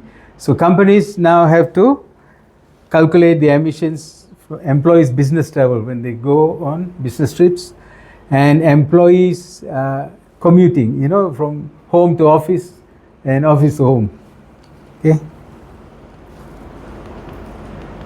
And financial year 31st December 2026 for ACE market, disclosures of the basic transition plan. Basic transition plan means transition to low carbon economy. Scope 3 emissions from employees, business travel, and employees commuting. Okay, these are all mandatory disclosures you have to comply with the Bursa requirements. Okay. Now, negative impacts of non-disclosure. Non-disclosure on ESG factors creates transparency issue. Okay, if you are a company and you don't disclose your ESG factors, then it's regarded as transparency issue. So poor investor confidence and hurts companies' share value. Companies that proactively address ESG issues are better positioned to comply with regulations, reducing the risk of fines and legal costs and loss of reputation and brand value.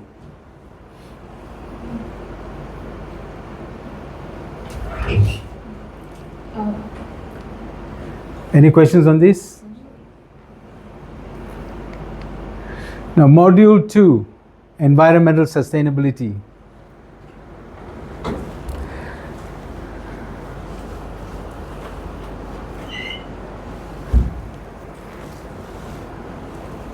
You want a water break? Yeah. Okay. You okay? Yeah. You okay? Yeah, because every module will have reflections. Yes. Whether you are- Okay.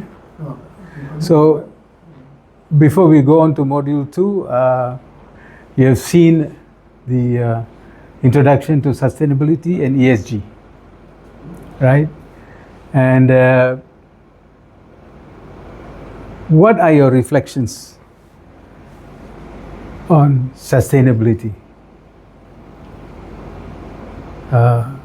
Hari? It's mankind's responsibility.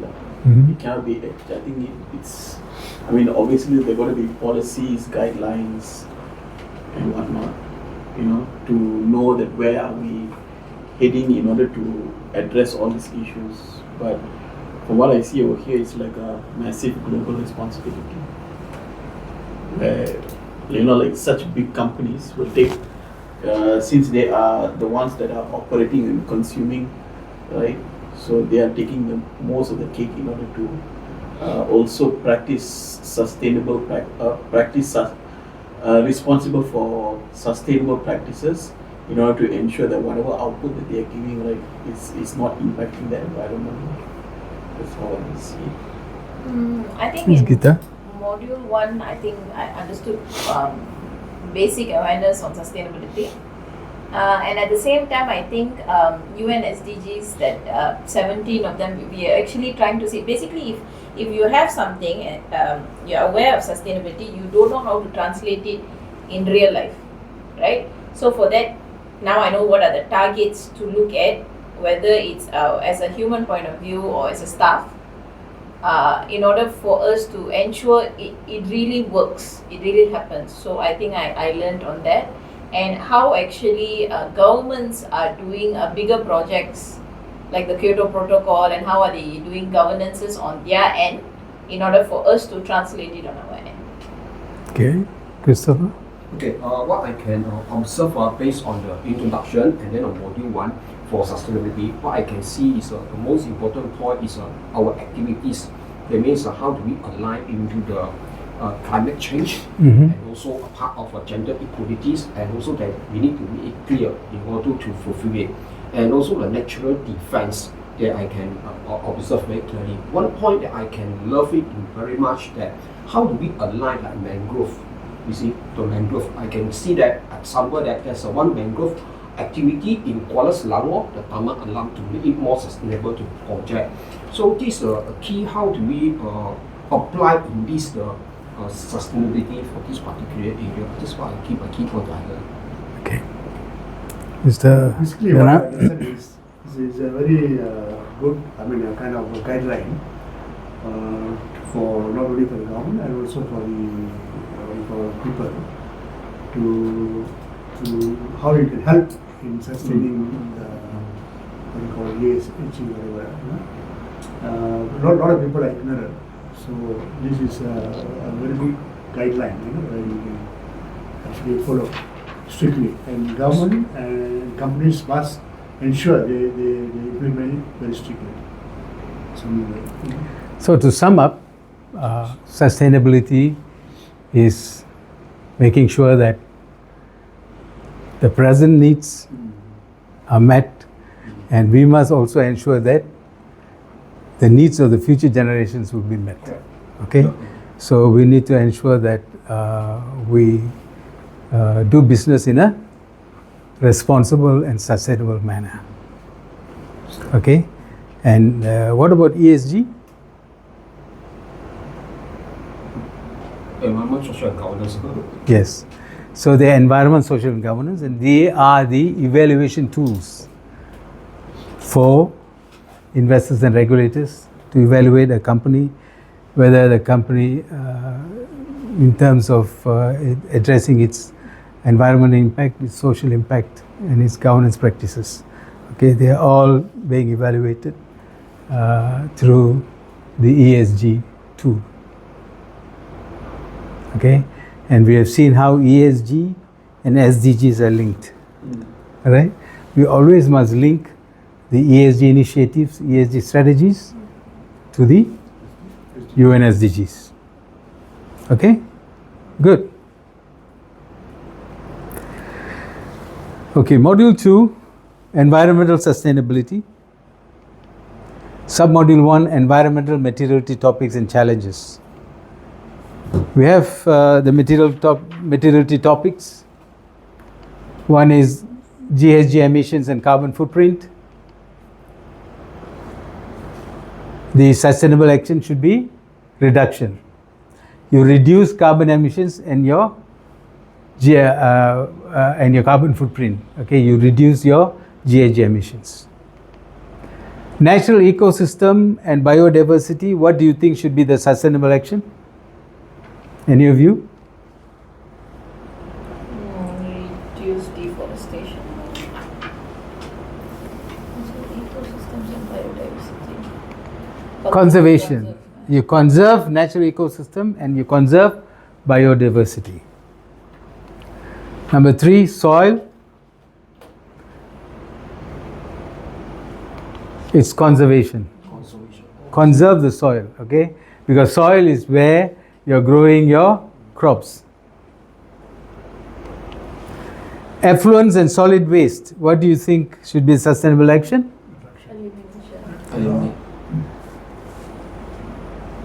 Reduction of solid waste and recycling is a sustainable action. Huh? You reduce effluents, right? And you reduce solid waste, and you also do recycling. Water, what do you think? Conservation and recycling. Like Singapore.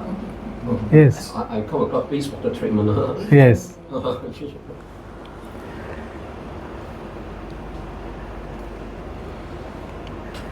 Now let's look at the challenges of GHG emissions and carbon footprint. You have the oil palm plantations.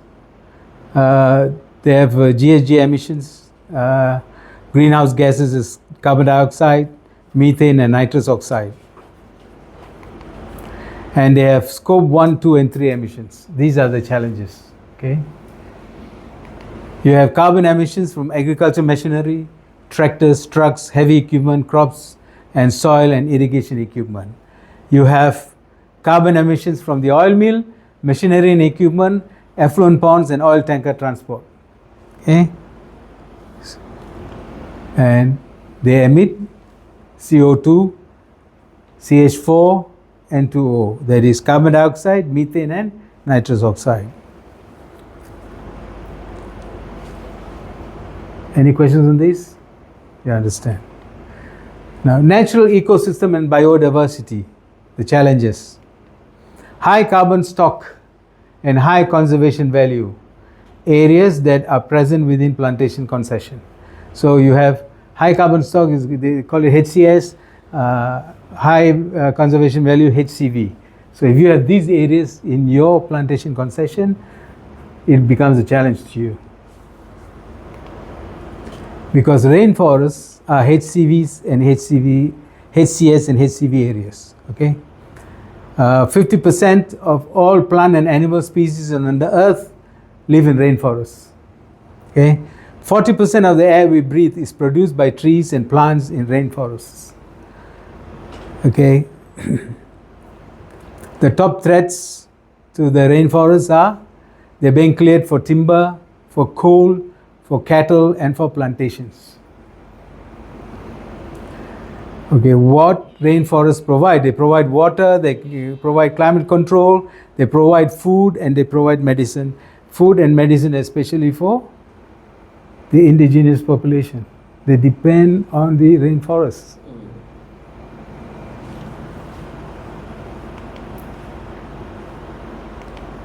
National parks that are adjacent to plantations, okay, like Taman Negara National Park, okay. If they are present adjacent to plantations, it becomes a challenge. How are you going to deal with it? Mangrove swamps that are present inside or bordering the plantations also is a challenge because you need to conserve. How you are going to address it? So mangrove, they do provisioning of goods and services, got forest resources, got fisheries, genetic resources, biochemicals and medicines, and they regulate natural processes, carbon storage and sequestration, coastal protection against erosion and all that, water regulation and biofiltration. It's supporting natural processes such as nutrient cycles, soil stabilization, primary production and oxygen production, and provision of habitats. Okay, you know, mangroves, you can get fish, crabs, right? Prawns. If you have IUCN red list species with habitats in areas affected by plantations operations, many plantation operations, okay, you'll find IUCN red list species. What is IUCN? We've seen it earlier. Anybody? Can you remember what is IUCN?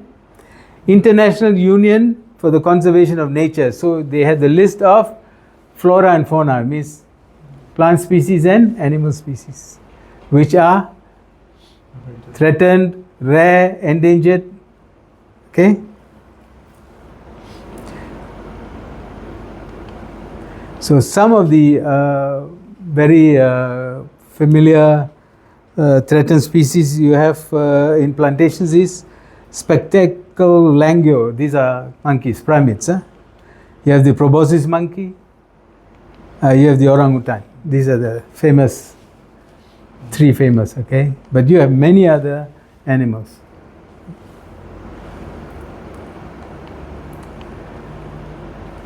Another challenge is conversion of tropical rainforests, right? If you have rainforests in your concession, how are you going to deal with that? Huh? In development on peatlands, if you have peatlands, how you are going to deal? You cannot plant anymore on peat, right? Soil, the challenges are topsoil erosion during land clearing and preparation. The moment you clear the land of vegetation, there is topsoil erosion. Risk of sheet soil erosion when planting on hill slopes. If you plant on hill slopes, okay, there is a possibility of sheet soil erosion.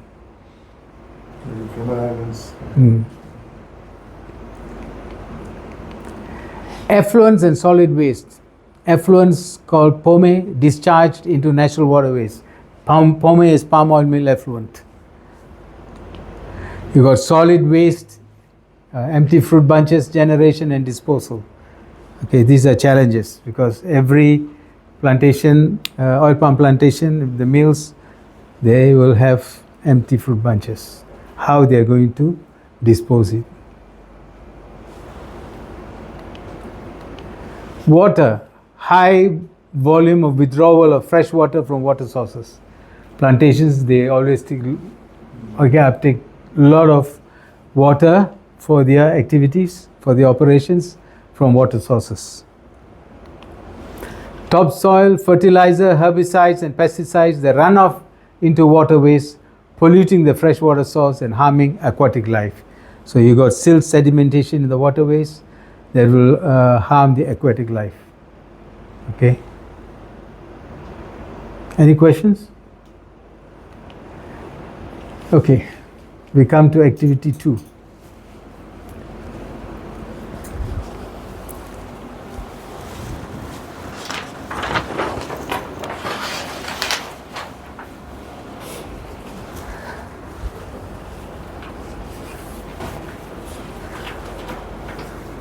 Okay, you're going to align those environmental initiatives to the UN SDG, okay? So in front of you, you can see SD Guthrie. Now, you have the right-hand side column, which is UN SDG A and B. A is Team A, B is Team B. Okay, under the Team A, you just write down the number, which SDG, okay? So Team B will write in the respective columns. SD Guthrie, this plantation company has got the environmental initiative zero burning technique of replanting oil palm. Zero burning technique of replanting oil palm. What SDG it comes under, okay? You have IOI, another plantation company, collaboration with authorities on biodiversity conservation and protection of RTE species. You have KLK, solid waste from bell press filtering of pome is used as organic fertilizer. And you have United Plantations, which is UP, methane capturing facility to feed the biogas plant at the palm oil mill. Now these are actual environmental initiatives taken from their sustainability reports. Okay, so you have to work out now and try to align these initiatives to an SDG. You write down the SDG number. Okay, you've got 5 minutes for this.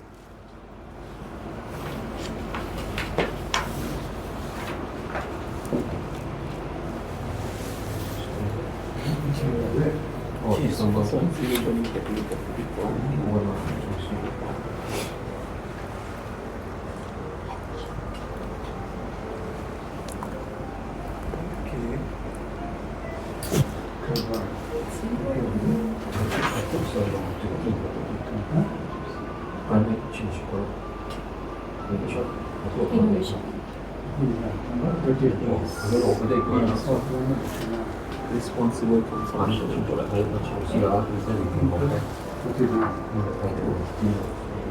Biodiversity conservation of species.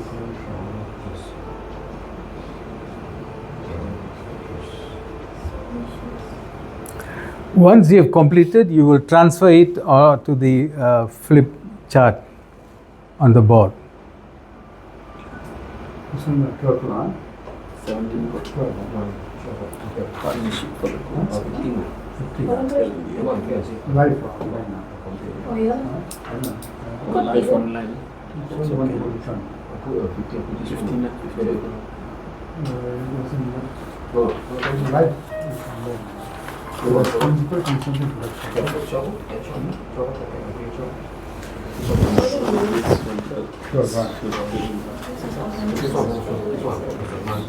Then it should be innovation. You know if you actually you reuse that. Oh, recycle, reuse that one. Recycle, right? This one is solid waste. Or clean energy.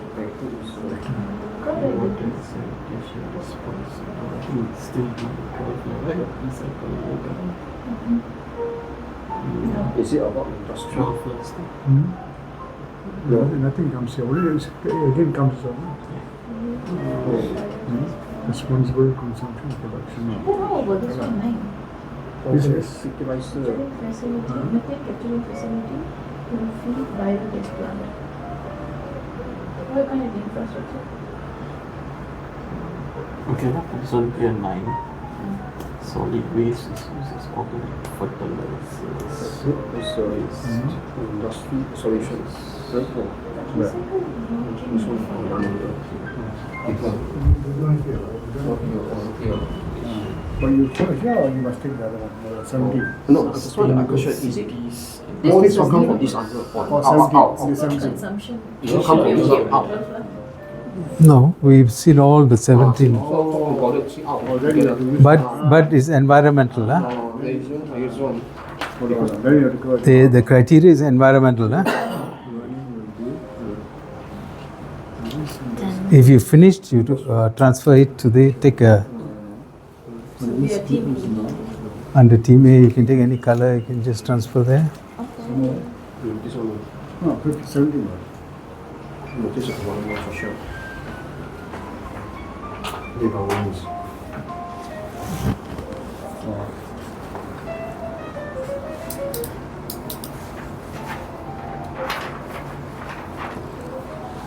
These are the SDGs. These are SDGs also, right? These are SDGs. Social You remember you're looking at environmental initiatives. Huh? Oh, environment. Only some. Same lah. And put 9 in. 9 is not this one. Okay. What is this? Innovation. Innovation. Innovation. So this one is like the team. Sure. This is all capturing value. There's also innovation. Innovation. So you have to transfer it to the board. Huh? Take a marker. Any color?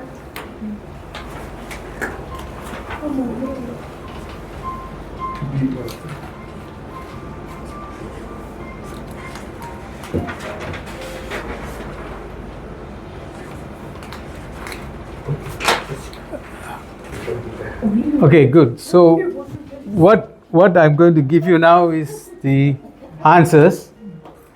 And if you got the right answer, very good. But if your answer is wrong, you can reflect. Okay? Or it's a Yeah, so you can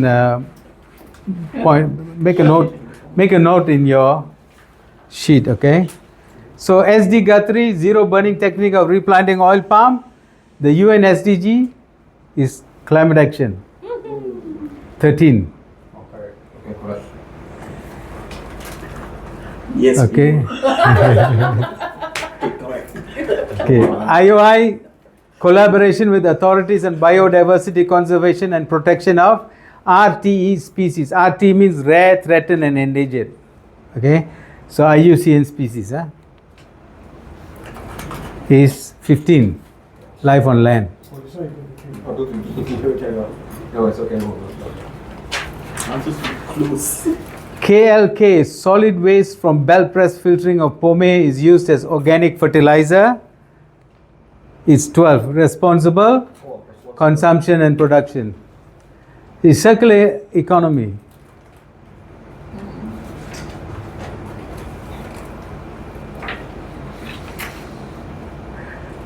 UP, methane capturing facility to feed the biogas plant at the palm oil mill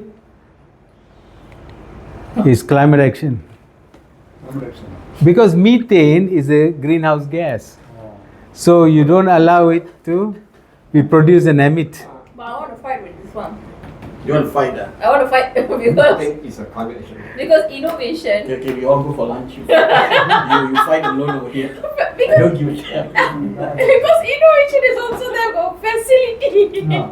Actually, you put this one, you put climate action. I'll change it. Okay, So you can have a better understanding now. Yeah. All right. So these are the environmental initiatives, and these are the alignment of the SDGs. As is given in their sustainability reports. Okay, this is how it is. Okay. Now with this we'll break for lunch. We'll take we do a fast one, half an hour lunch. Yeah. Okay, come.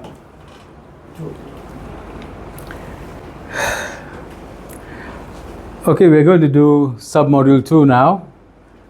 Standard certification, ESG ratings, greenwashing and company policies. Standard certification. You have the ISO, which is International Standards Organization. You have ISO 9001. You got ISO 14001. What is 14001?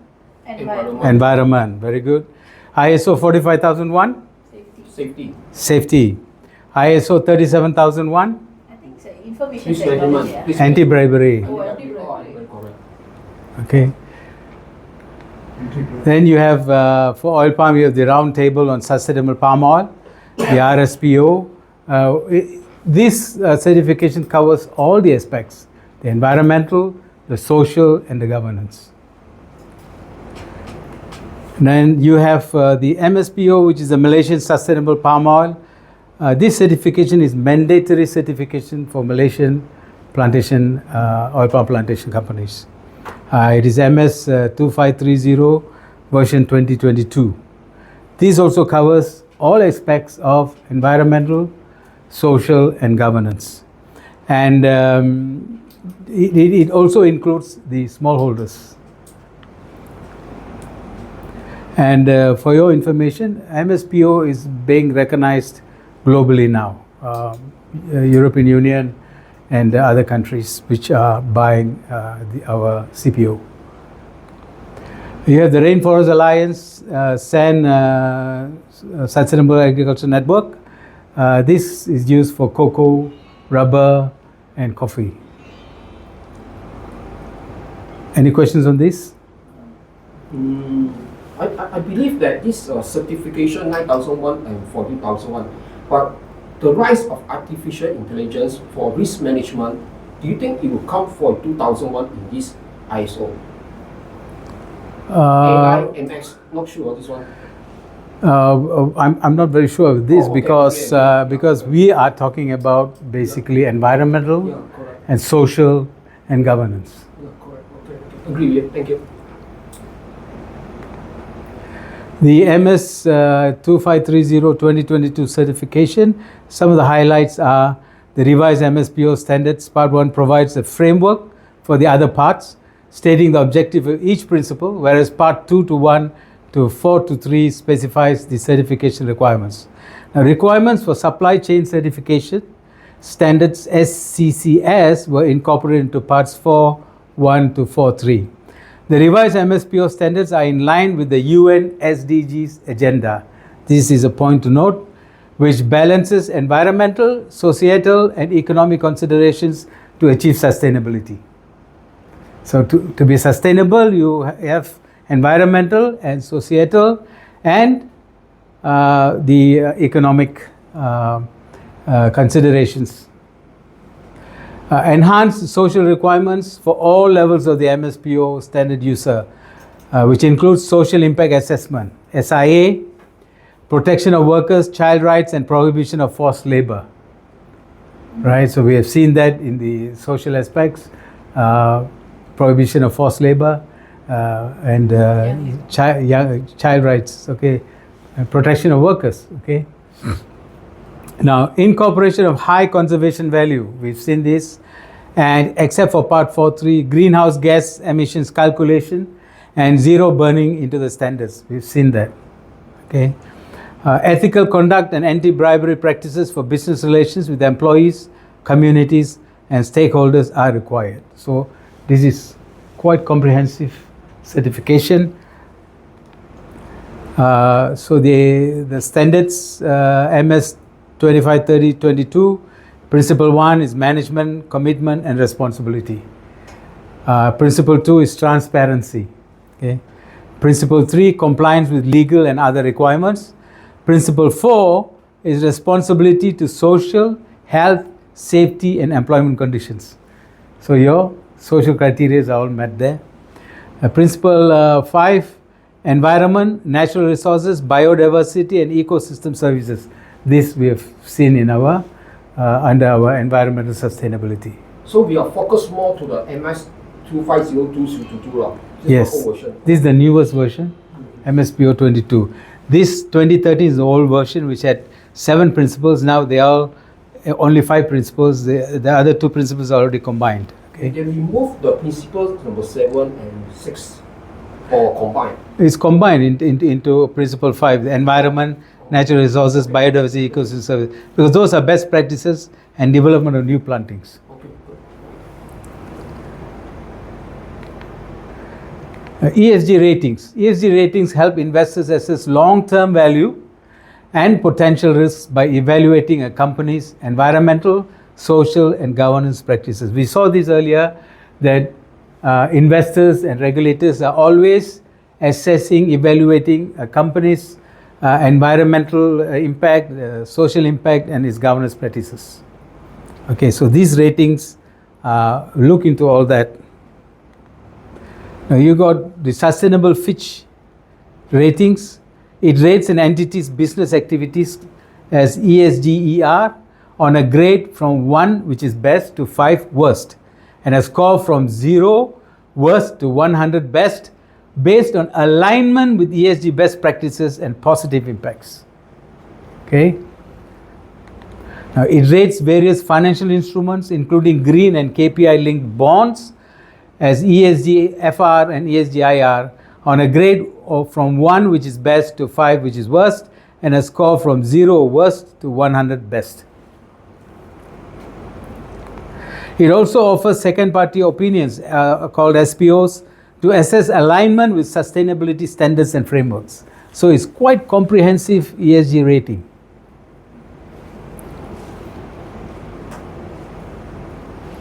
Any questions on this? So remember, the rating is 1 is best and 5 is worst. Okay, and it's based on alignment with ESG best practices and positive impacts. Meaning that it's a higher marks that is no good. You got higher marks than no good. 1 is the best one. Oh, of course, yeah. Higher numerical value is worst. Yeah, correct. 0 to 100, Oh. is the best. Okay. But if you go for the granular score, 100 is the best.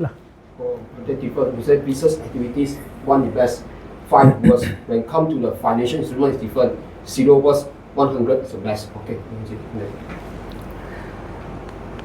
Okay, ESG ratings, we got the FTSE 4 Good Bursa Malaysia Index.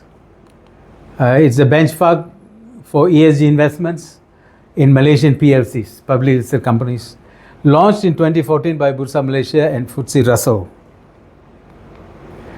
Okay, it has got 300 indicators, more than 300 indicators, 14 themes, 3 pillars. Okay, what are the 3 pillars? Environmental, social, and governance. Okay, and a cumulative ESG rating. This is calculated of total ESG performance from a score of 0 to 5 and exposure of 0 to 3, in which 5 is very good, all right, and high exposure is 3, that means high risk. Okay.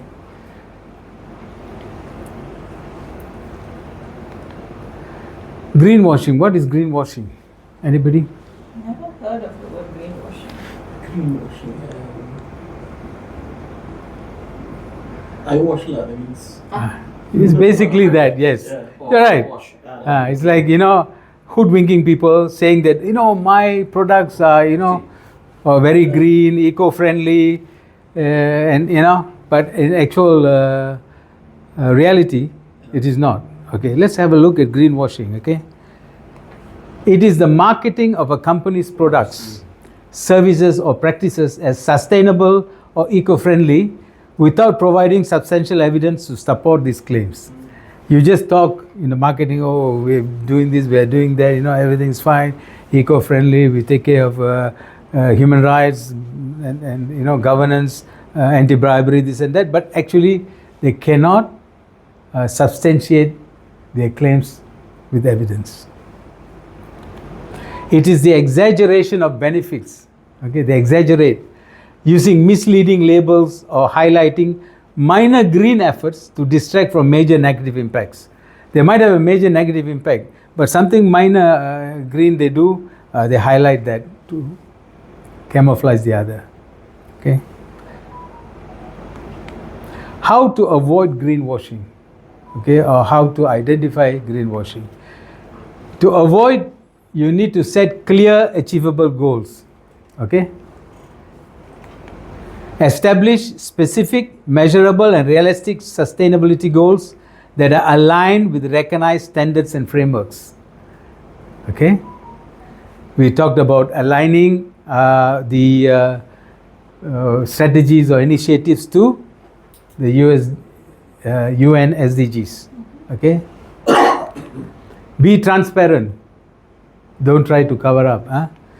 Provide detailed and honest information on your sustainability efforts. Report both success and areas needing improvement.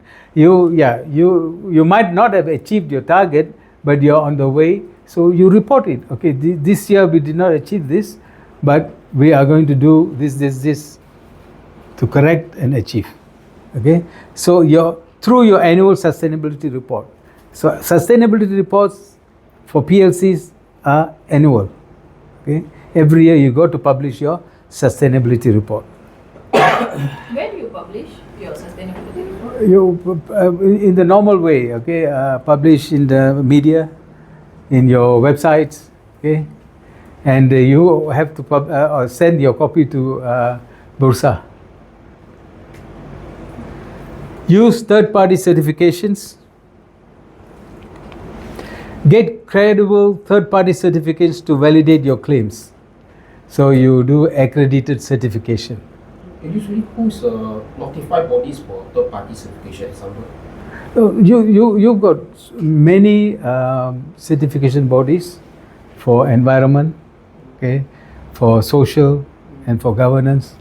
So you can. Government related or private? No, private entities. Private entities, private companies. Because my company once they did for Penang Council. The Penang Council had green eco certification. Oh, I thought Serim. And they give for the. Yeah, Serim has also got its certification. Okay, but there are many companies doing the certification. TUV, BSI. Yeah, SGS.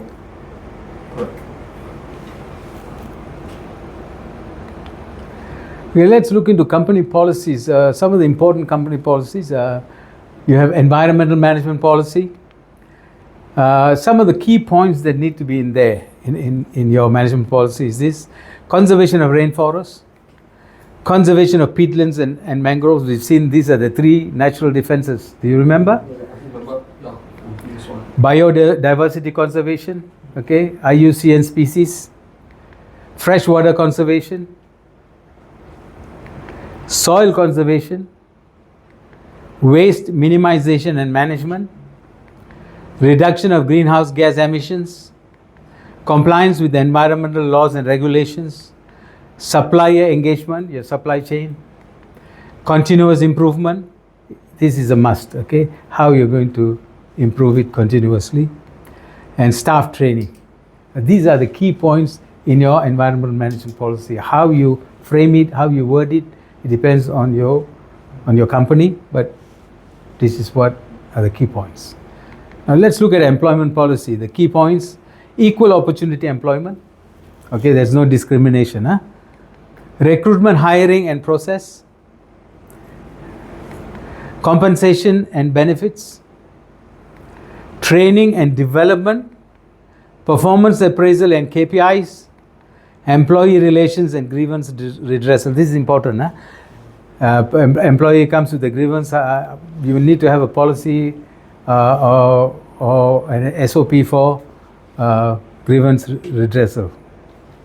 You give them a channel, okay, to voice the grievances. Okay. Any questions on this? We look at occupational safety and health policy. Key points: risk assessment, safety training, accident reporting and investigation, health monitoring, safety committee and meetings, emergency response plan ERP, continuous improvement. Okay? No questions? Corporate social responsibility policy, the CSR policy, okay? Key points are commitment to CSR. Focus areas, environment, community engagement, that means your local community there, and also your indigenous population. Workplace practices, ethical business practices, stakeholder engagement, compliance and standards, integration into business strategies, monitoring and reporting, and continuous improvement. You will see there's always a point of continuous improvement. Okay, this is important. Huh? Bribery and anti-corruption policy. We will have definitions. What is bribery? What is corruption? And prohibited conduct. All employees are prohibited from these conducts. That is gifts and hospitality. Okay, in Asian environment, gifts and hospitality is, something that you have to tackle. Huh? Facilitation payments. You facilitate for something, you pay, is prohibited. Third-party payments is also prohibited. Reporting investigations and sanctions. Now, reporting mechanisms, you must have a whistleblowing mechanism, okay, whistleblowing policy. Investigation process. When there is a whistleblowing reported of wrongdoing or fraudulent activity, you have to investigate. So the investigation process and the sanctions.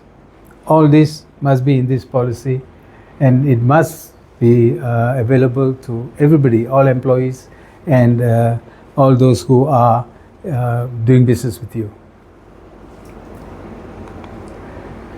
Now let's do activity 4. Align governance practices with SDGs. Okay, so here you have the company, SD Guthrie, the governance practice. The board has 2 women directors and aims for a minimum of 30% female representation. So as how we did the activities before, Team A, Team B, follow your column and identify which SDG it's aligned to. IOI, their whistleblowing policy ensures malpractices can be reported without fear or retaliation. KLK, sustainability governance is done at the highest level via the Sustainability Steering Committee. United Plantations strengthened ethical recruitment procedures which are regularly assessed by internal audit. So these governance practices are taken from their sustainability reports. Okay. Can you show me the governance, because the numbering? Oh, the governance, huh? Governance, yes. Oh, you mean this one? You can 17. just 17 SGs. You correct. can just use the Google. We just Googled it. Yeah, Oh, it's there. Okay. Yeah, you can Google it.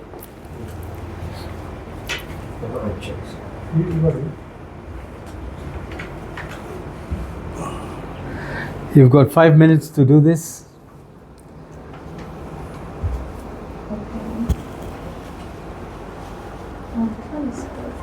Agenda you can. Because the 17. Reduced inequalities. 30% or 50. This is good.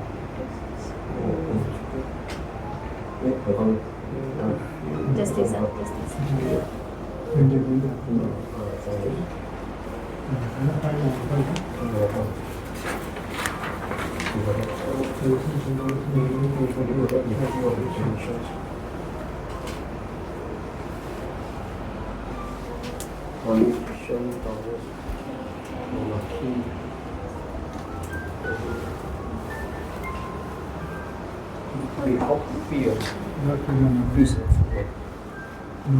No. Listen. Economic growth, no.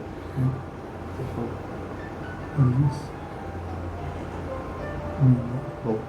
Climate change, no. Isn't it? Infrastructure, no. Finish already. Apa? Economy. No. Responsible.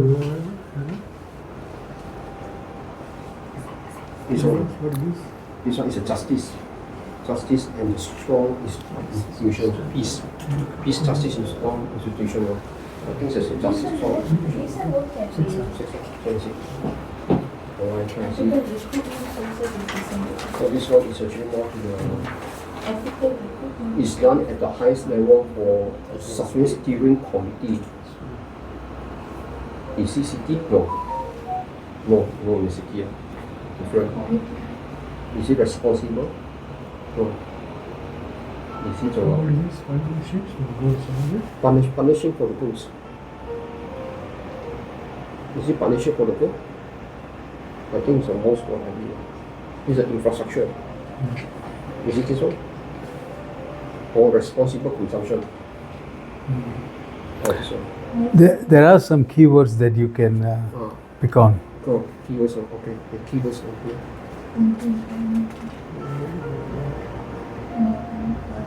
First one. Certain committees. Committees, yeah. Strengthen ethical by ethical recruitment. Strengthen by ethical recruitment. Strong institution and still 16. 16. Yeah, I feel it's really a strong institution. Okay, let's just check this one. This one. I think both are 16. Because this is injustice. Justice, this is Industry. Reduce inequalities. Industry, innovation, and infrastructure. Oh? Are you aware? Climate change. Okay. Small consumption. I will to kill you. Do you This is also a strong institution. Now I'm going to kill you. Is this 5 and is this 10? Is it 5 and is this 10? Okay, if you've completed, then transfer it to. Yeah, you guys can surface.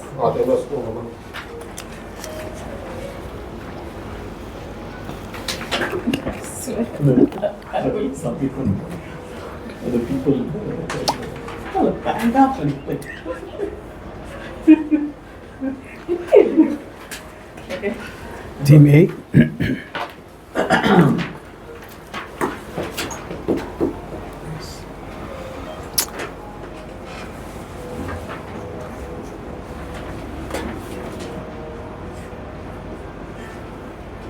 Totally different, I guess. Oh, totally different.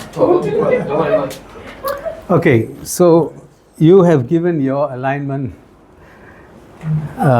Let's have a look how it is aligned in their sustainability reports. SD Guthrie, the board has 2 women directors and aims for a minimum of 30% female representation. The keywords here are women. Okay? no, why not reduce inequalities? It's still 30%. Gender equality. Why cannot? Okay? Now, Why reduce inequalities? You have to- 30%. yeah, minimum of 30% female. You see, most boards, if you see, consists of mostly men, 100% men. So, SD Guthrie is moving towards that. They already have 2 women directors in the board, and they're looking for a minimum of 30% female representation. They can have more than that, but they want a minimum. So, their bottom line, their cut-off line is 30%. Okay? It's okay. I'll complete HRDF. Okay. IOI. Like, no. Okay. IOI, their whistleblowing policy, okay, ensures malpractices can be reported without fear of retaliation. Okay. Don't suddenly leave me. No, sorry, no, Don't suddenly leave. no, I can put one in front. Point in front. So that comes under Number 6 was what? 16, huh? KLK, sustainability governance, is done at the highest level via the Sustainability Steering Committee. Okay? Oh, 16. Yours is what? Oh, correct. Oh, sorry. That's what I put 11. You put 11. Okay, so you That's what I came up. you have to reflect on this, okay, to understand this. And UP strengthened ethical recruitment procedures, which are regularly assessed by internal audit. Okay. No. Okay. This one. Okay. Recruitment procedures, ethical recruitment procedures. So it's decent work. First one, I put it total mock. So funny. So if you got it right, very good. If you got it wrong, then you have to reflect now Yeah. and see why it is so and what is the right alignment. Okay?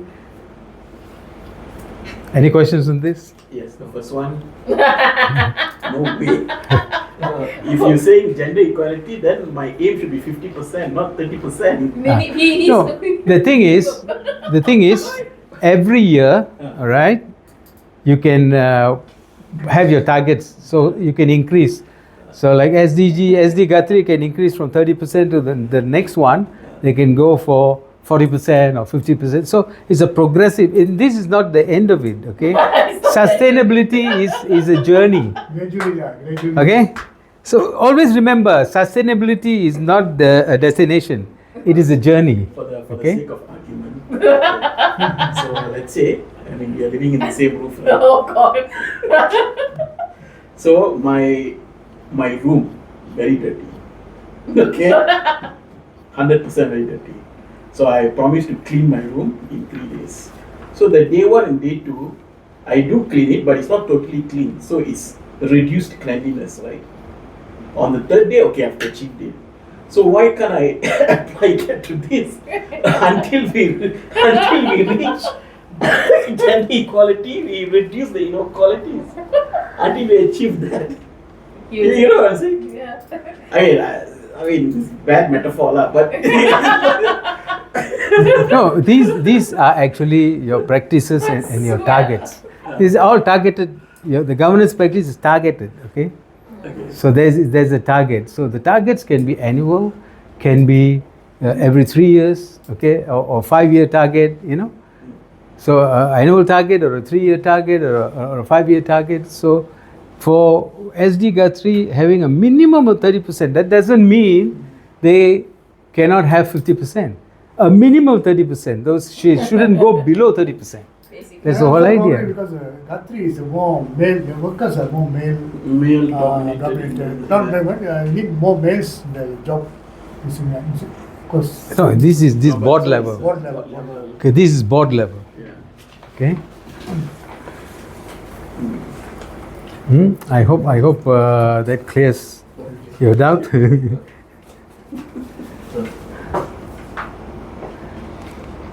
Okay, we are going to summarize the governance practices. So, in the governance practices, what we learn, what are the materiality topics that we've seen? We've seen management, board, okay, management structure, board overview of sustainability practices, the sustainability committee, which is entrusted with the sustainability directions or targets, and you have the head of departments who have to look into the daily operational aspects of those targets, initiatives and strategies. Okay, and then you have seen anti-corruption and anti-bribery policies. You have seen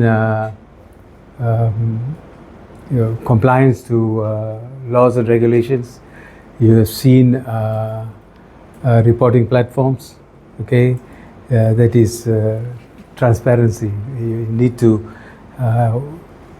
be transparent in your reporting and use all those approved international standardized reporting platforms like GRI, SASB, TCFD, okay? And you have executive remuneration, you have things like data security, cyber security, okay, data protection, okay, and then you have materiality assessment, okay, risk assessment of materiality issues. You have the risk assessment methodology, okay, we've seen that, where you have the scope, what are the material issues, and how it's, what are the impacts of those material issues, and how you're going to address that issues, and then finally how you're going to report your initiatives and strategies, okay? This is a risk assessment methodology where when you look into how it's affecting, okay, and your strategies, you have to have an audit, okay? You can have internal audit and all that, okay? This is what you've learned, okay? And then you've learned policies. There are important policies that have to, every company has to have. What are the key points in those policies, okay? You've seen how rating affects, right? Correct. Okay, so ratings have to be independent ratings. Not, ratings are not yours, okay? You don't do the rating, you get a third party to do the rating. Like Bursa rating is, you cannot pay for it. Bursa Futsal, Bursa for Good, FTSE for Good is actually is done by Bursa. You cannot influence that. It can only influence by actually doing your ESG initiatives and strategies, okay, and showcasing and giving the evidence and reporting transparently, okay. So, but sustainable Fitch is you pay for it, not Bursa, okay. Any questions on this?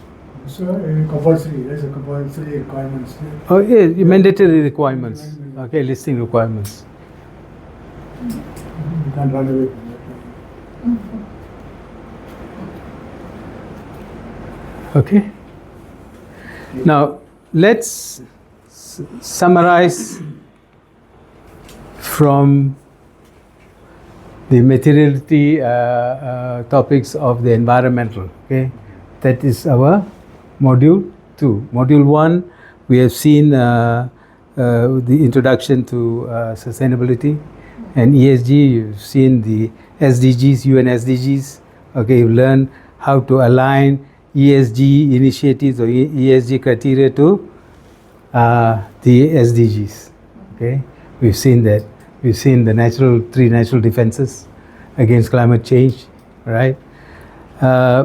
We have seen how ESG impacts business sustainability. Okay. Now, when we look at the environmental criteria of ESG, okay, what have we learned? We've learned under the material topics, greenhouse gas emissions and carbon footprint. Okay, the sustainable action should be Was it conservation? No. Reduction. Reduction. You reduce greenhouse gas emissions and carbon footprint. We have seen how you reduce the from burning fuels. Okay, you opt for biofuels instead of fossil fuels. You make sure your vehicles, your tractors, machinery, there's no leakage. All right. You try to reduce the fossil fuels and increase the biofuels. Okay, and in terms of methane emission from the effluent ponds, you have looked at methane capture and use use it in the biogas plant to produce electricity. You have seen where you separate the organic matter from the palm oil mill effluent. Okay, and this organic matter is recycled as organic fertilizer. Okay, so there you cut off the anaerobic reaction on POME, on the organic matter, which will produce methane. So there you are avoiding the formation of methane, whereas in methane capture you are reducing, or you're trying to cut off methane emission by transferring it to your gas plant to produce electricity. Okay, so this is reduction of greenhouse gas emissions. Then you saw natural ecosystem and biodiversity. So, yeah? It's conservation. Good. Conservation. Conserve your tropical rainforests. You conserve your peatlands. Okay. You conserve your national parks. Okay, which are adjacent to your plantation. You also make sure you conserve your mangrove. Right? When you conserve your mangrove, you make sure that you prohibit shrimp culture in the mangrove area, and you do rehabilitation of Another question I want to ask, mangrove. is there a law in any country where from the sea, and you got a mangrove, is about 5 to 7 kilometers, you must have a mangrove swamp? Yes, wherever there is mangrove swamp, it's coastal anyway, you must preserve it. Preserve it. Yes. But it's not just 1 kilometer wide, it's supposed to be 5 to 7 kilometers. something No, like that. as how many kilometers it is, it depends, because these are naturally occurring. You should not deplete You see, it. like Portic, I go to Portic, they are giving the hotel right to the sea, but what happened with all the mangrove swamps? You should have. Yeah. So if there were mangrove swamps, it should not have been destroyed. Destroyed, that means they already Okay. destroyed, the law actually is already there. Yes, you don't destroy. If it's already damaged, you need to rehabilitate. You replant. There are programs where you replant the mangrove. Okay, so mangrove again is it's a natural defense. Okay, now biodiversity, we have seen the IUCN species. All right, the animals which are present in your concession, you make sure you conserve. How do you conserve? You prohibit hunting. Okay, people will hunt for those animals, so prohibit hunting. Okay, and you can work with WWF to have the corridors, for the animal corridors. Okay, where the wild animals can move and freely go and find for food. Okay, if it is segregated, if it's broken. Okay, if those habitats are broken, you connect it. Okay, and you maintain that. India also, wild boar can't eat. Yes. Wild boar, here you allow. India. Okay, so you learn that. Now, you have the soil. How you conserve the soil is when you break forests, you do conservation. Okay, when you clear vegetation for planting, what do? You make sure you quickly plant your LCC, leguminous cover crops. Okay, and on hilly slopes, you don't just plant anything 3.5 degrees and above. You 3.5 to 8.5 degree slopes, you do terracing to plant. Okay, you don't do straight line planting. You do terracing, mechanical terracing, and plant. Anything more than 8.5 degrees, no planting. Don't touch it.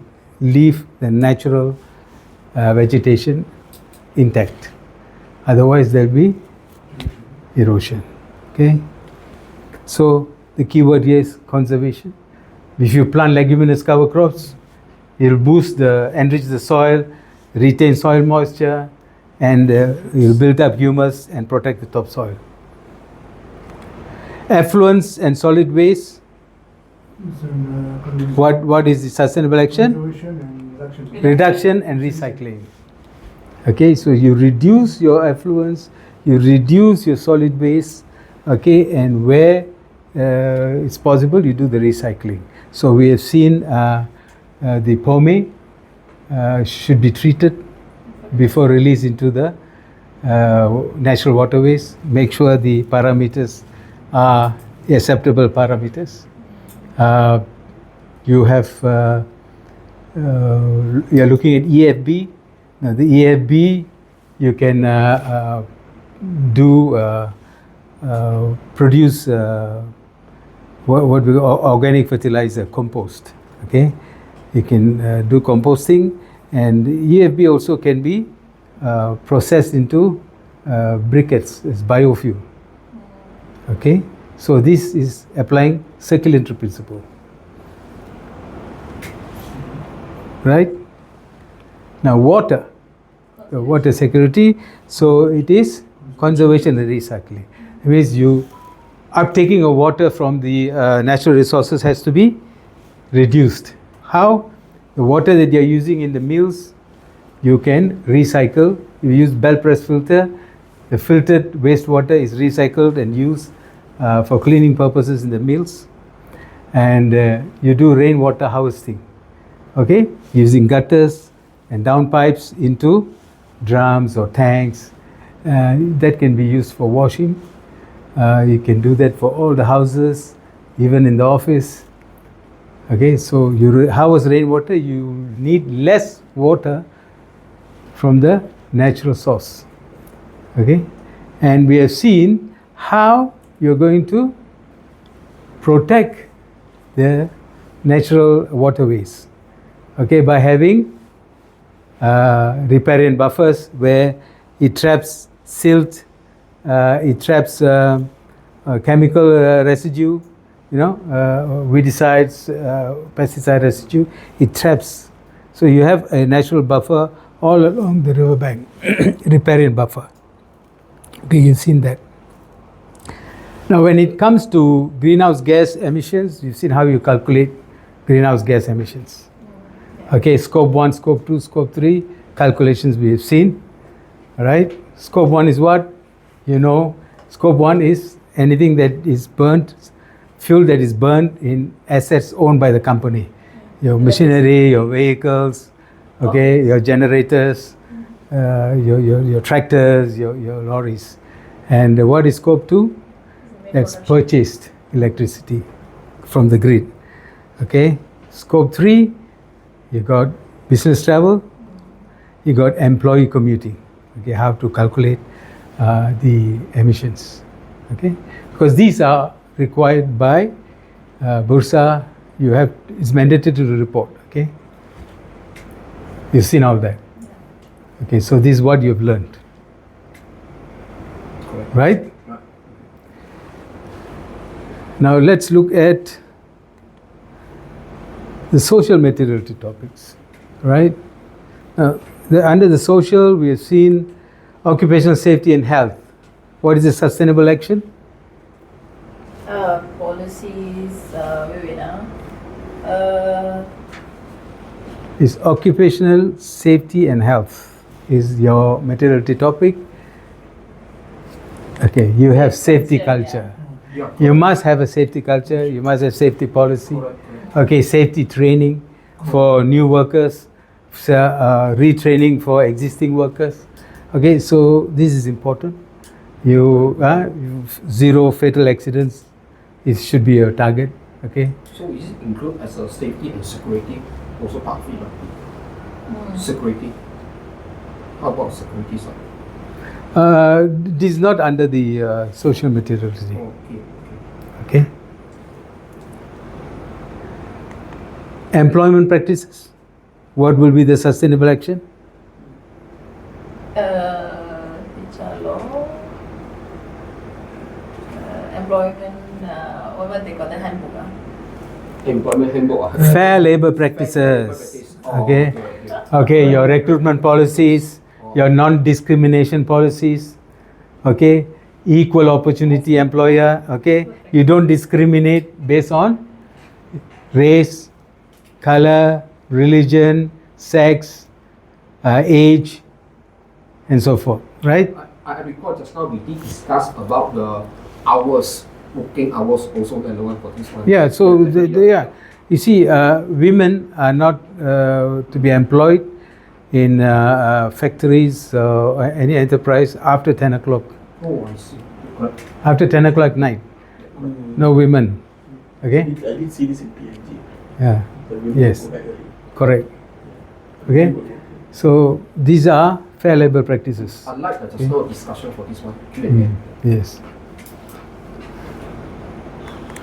Rights of indigenous peoples. Oh, honestly. What will be the sustainable action? Their rights. Their rights. Protection rights. Protection of their rights. So it's empowerment and inclusion. So it's protection of the rights. So which means if you have any project in your concession in the near the area, you have to include. You have to have dialogue. Okay, you get them to consent. Get their consent, free and prior consent. It should not be a forced consent. Remember that. And this is why, because you need social license for your business, for your plantation to operate. You need the goodwill of those people and the communities around. So it's called social license. Remember that, right? Yes. This is what you have learned. Socio-economic status of local communities, those communities surrounding your plantation operation. Okay, so what will be the sustainable action? Inclusion of Community development. You see, the local communities need to support you, right? And because your presence is there, your company's presence is there, that should benefit the local community. How? CSR. CSR, that's right. You have to have, you're talking about school, you're talking about health, They do right? donations. Give access to your health clinic, okay? Give them access to education, Yeah. all right? Primary education, like Basic needs. basic needs and transport, okay? Or providing electricity, Providing, yes, housing. yeah, no. Providing housing for your workers, okay? You are talking about community development means those youth in that community, if they have gone through their school or they are dropouts, you're looking at giving them employment. You have to give them opportunity for employment in your company. So once they're employed, they're happy and their welfare is taken care, their development, economic development is taken care. Okay? You understand, Christopher? Okay. All right, so community development is important in terms of education, health, and employment. Okay, they must benefit from your company's activities there. Supply chain traceability. Here we have to look at what will be the sustainable action? Small goals. Transparency and accountability. Yeah, transparency. Have to be transparent. See, when you buy FFB, oil palm fruits from smallholders, all right, you need to make sure that they are producing it In a sustainable way. in a sustainable way. So you look into Supply evaluation. yes, supply evaluation. You use that criteria, the social criteria listed, and then you audit them. Okay, then to make sure that they are comply and behaving responsibly. Okay, so and throughout your supply chain, okay, you have to do that audit, right from smallholders whom you are purchasing, those people who are transporting, if they are contract transporters. If your own company is transporting, then that is already taken care of. But if it's a contract transporter, you got to look at it, how he's treating his workers. Are they giving proper protective equipment and proper salaries, and is there any discrimination and so forth. And you got to look at the oil mill part. When it comes into the oil mill, if there are contract workers there, in any contractor supplying workers, then you have to look at the transport of CPO to the port. Okay, if it's own transport, company transport, no issues because it will be taken care of by the company. Otherwise, if it's a contract transport, yes, you have to have this audit using the social criteria. Okay, then at the port installation, if the installation is manned by the company itself, we don't see big issues there because the company will be compliant as far as social ESG is concerned. But if it's run manned by contractors, then you have to use that criteria. Got it? Clear. Now let's look at the governance material topics. Okay, what have you learned? Okay, corporate structure and ESG management responsibilities. All right, we saw that just now, right? You have the corporate structure, you have the board, then you have the sustainability committee, then you have the head of departments. Okay, the day-to-day running is seen by the head of department. The overall structures, overall strategies, is looked at by the steering committee or sustainability committee. The board has the overview. Okay. Anti-bribery and anti-corruption. Make sure you adhere to that. You must have a policy, and your compliance must be for the ISO 37001. ESG risk and management and audit. Okay, risk assessment methodology. Correct, yeah. Okay, for sustainability. Okay, for ESG risks. Okay, and compliance to laws and regulations. Okay, we have looked into ESG reporting frameworks. You got the GRI. Okay, Global Reporting Initiative. You got the SASB. You got the TCFD. You have many others, but these are the main. Okay. Financial accounting transparency is the IFRS.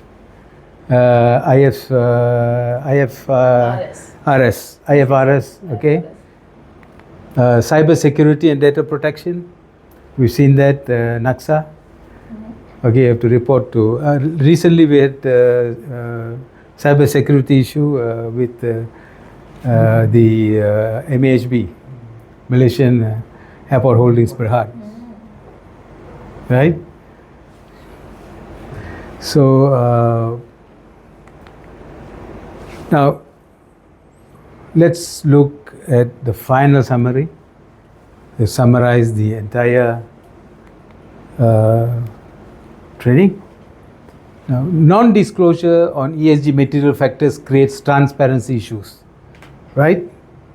You will have poor investor confidence and hurts the company's reputation and share value, right?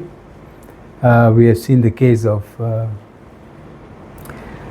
SD Guthrie, where the CPO was blocked by US security, border security and customs, which now they've released, they've removed that block, but FGV Holdings still is under scrutiny. Okay, Top Glove for gloves was also under, it was blocked because of the forced labor. They call it modern day slavery. Okay, foreign workers, how they were treated. Okay, so if you are not transparent, okay, then it becomes an issue, right? It hurts company's reputation, share value. So at that time when they were blocked, their share value dropped. Disclosures on environmental and social materiality issues with implementation of sustainable mitigative actions and good governance with adherence to relevant laws and regulations will improve transparency. You agree with that? Yes. Investor confidence. It will improve investor confidence and companies' Bursa ratings and share value. You have Bursa, FTSE for good Bursa rating. Okay, if your rating is improved, then your share value will improve because of transparency, investor confidence, and so forth. Okay, and not only that, your company can have access to better credit facility. Better? Credit facility. Credit facility. Yeah, banks can come forward. You can raise capital in the bursa, you know. Sustainability is a continuous journey with management of ESG factors serving as the essential pillars of business success and continuity. Do you agree with that? Yes.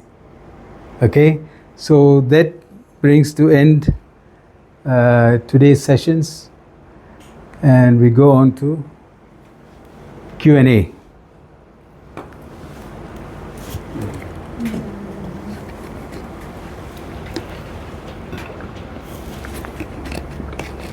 Hey, let me share for this particular ESG, environment and social and governance. Usually, there's a biggest challenge, as far as I know, is compliance based on the law anti-bribery. That's one thing. And second one, usually they need to how to get expertise like corporate lawyer for the engagement. So I think the governance side is a quite challenge. What do you think for this one? Governance. Well, governance, basically you need to have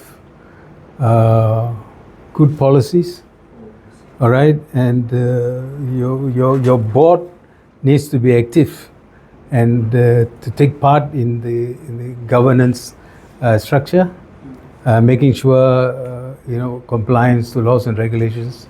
Okay, there's proper adherence to laws and regulations. They also have to make sure that they review your practices for improvement, all right, and making sure it's transparent. Yes, governance is quite broad, all right, and they have to, the board and the steering committee or the sustainability committee has to ensure that they review and assess what are the material aspects that gives the biggest impact, okay, to the operation. Okay, as I said, it is a continuous process. Okay, E, S, environment and social. There are so many factors there that can impact. You have to make sure that the most important material factors that impact your operation, you select that and make sure that you monitor it and have strategies and initiatives to improve your environmental impact and social impact. So governance, as I said, it is a very, very important factor in ESG. Okay. Yeah. Okay. In sustainability, is there anything that you can save in a sense of money? Like if we do some kind of, I don't know, rather than releasing the effluent or something, and then we actually earn money out of it, or we save something over time? A very good question. A lot of companies, they fear these sustainability initiatives. They say, oh, ESG or sustainability initiatives cost money, cost investment. But actually, in the long run, you will save money and your profits increase. Okay, on a scale of economics, if you see in the long run, you will improve your profitability. Okay, now making money out of these ESG factors. Okay, let's look at environmental. Okay, if you are looking at producing solid waste, all right. If you look into the circulatory principle in solid waste management, you can turn the waste into a new product that is added value. Okay, you make money out of that.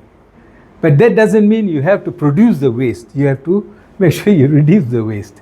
Okay, but whatever waste that is after reduction is still produced, it can be converted using the circulatory economy principle, and you turn it to money-making products.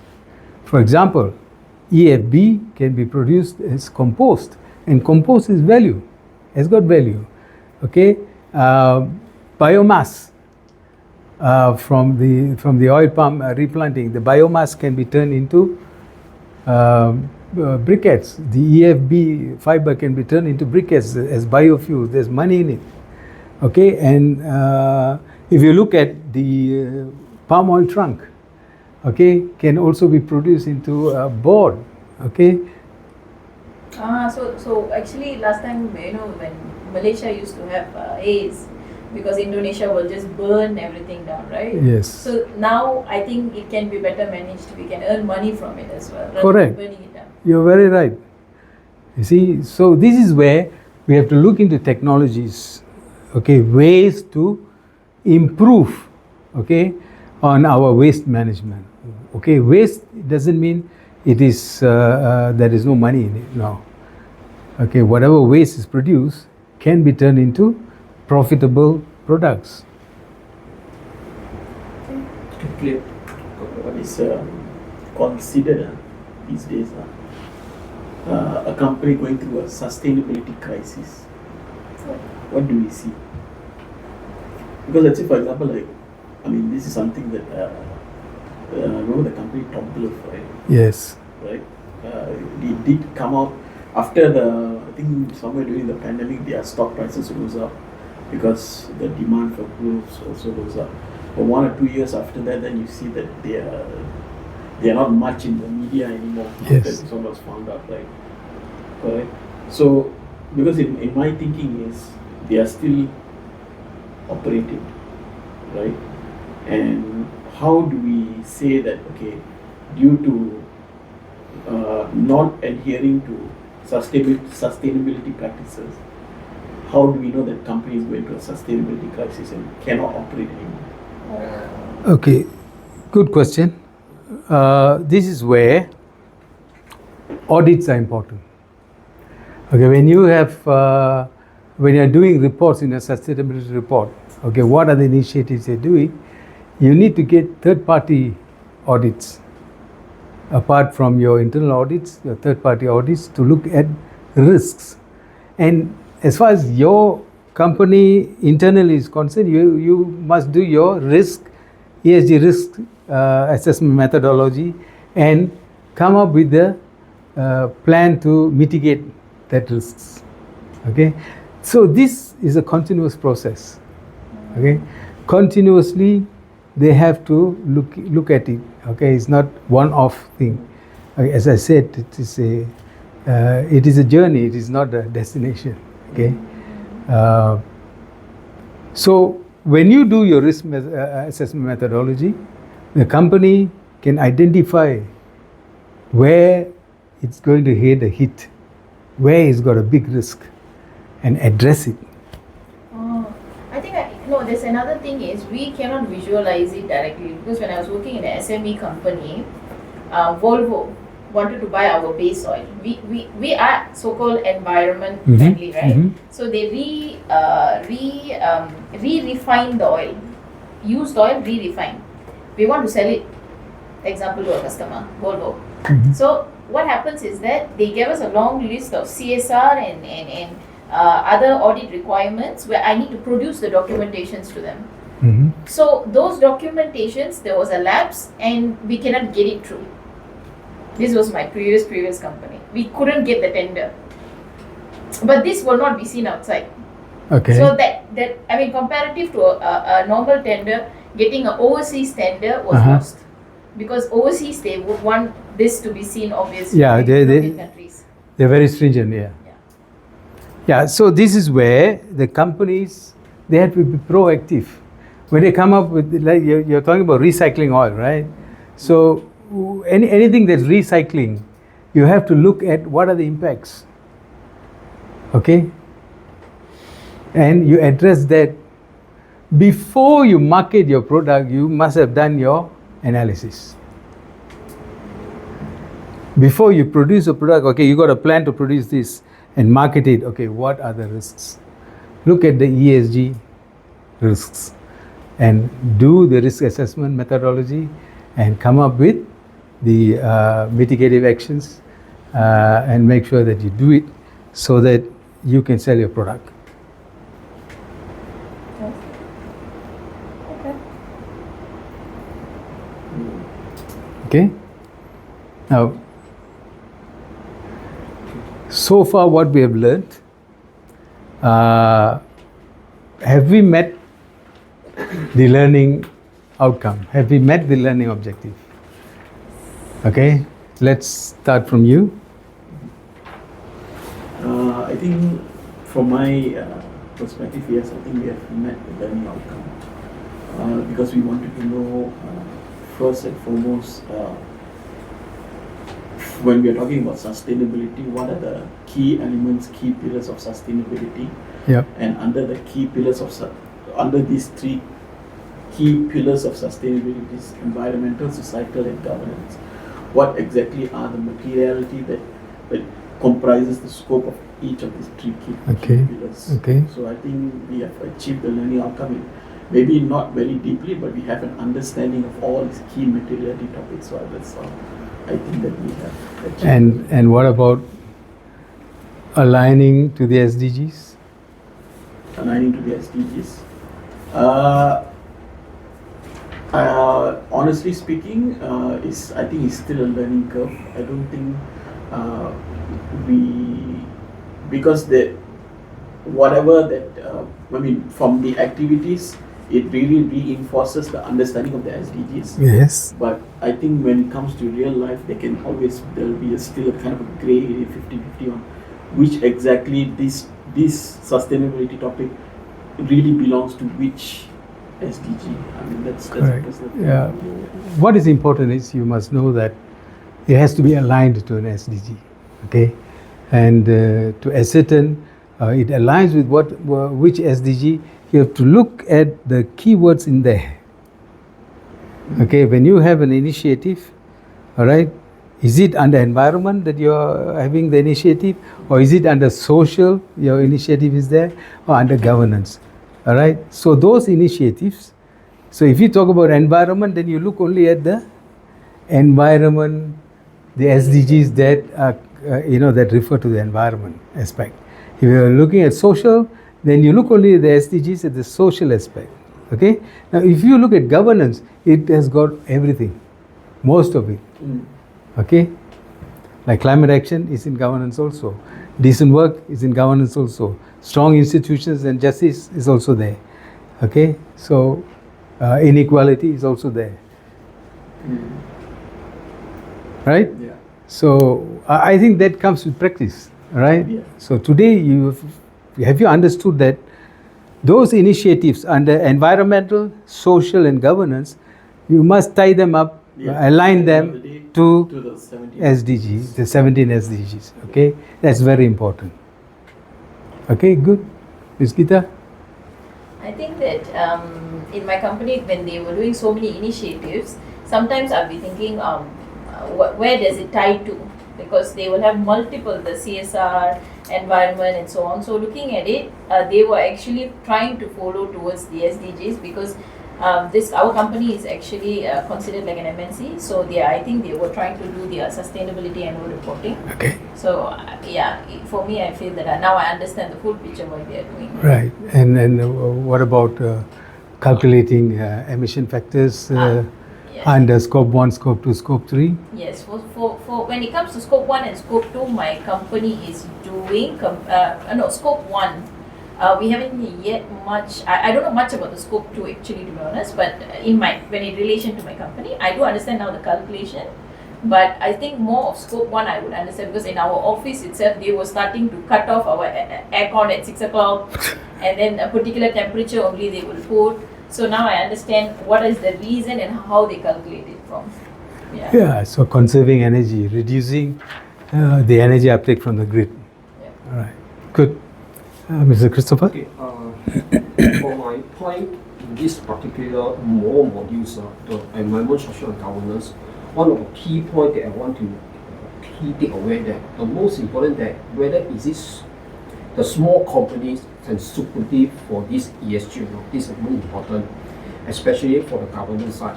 Because most of the small, medium companies or small, medium are not necessarily exactly fully compliant. except it's a multinational companies or publicly listed companies. That's key. Then I can identify the most important point is actually I can see is a climate change. Okay, depends on two parties, companies and the customer side. And the second one is a natural defense. So I also understand about it and relevant for the sustainability. So when it comes to the social side that I can learn about is actually about the labor workforce, labor side workforce side. So you can see that we need a set of limitations. Sometimes like in other companies, they force the labor more than 10 hours or 12 hours. Yeah. That's a very key. And this is one thing I look into it. But basically, it's a standard operating procedure for these organizations. And come to governance, another one of the challenge part. That's why I ask a lot of questions about this one. The governance part, whether we have ISO 9001, we have offshore side, and we also have another one is actually the risk assessment, whether is it applied or not. But how about in the AI? Because of sometimes the rise of artificial intelligence, whether is it included or not? Because it's also impact to the governance side for the artificial intelligence. That is another part. And also, and then come out there's another layoff ongoing. As far as I know, the tariff, the reason why tariff increase, it will impact. Do you think that it's impact to the ESG?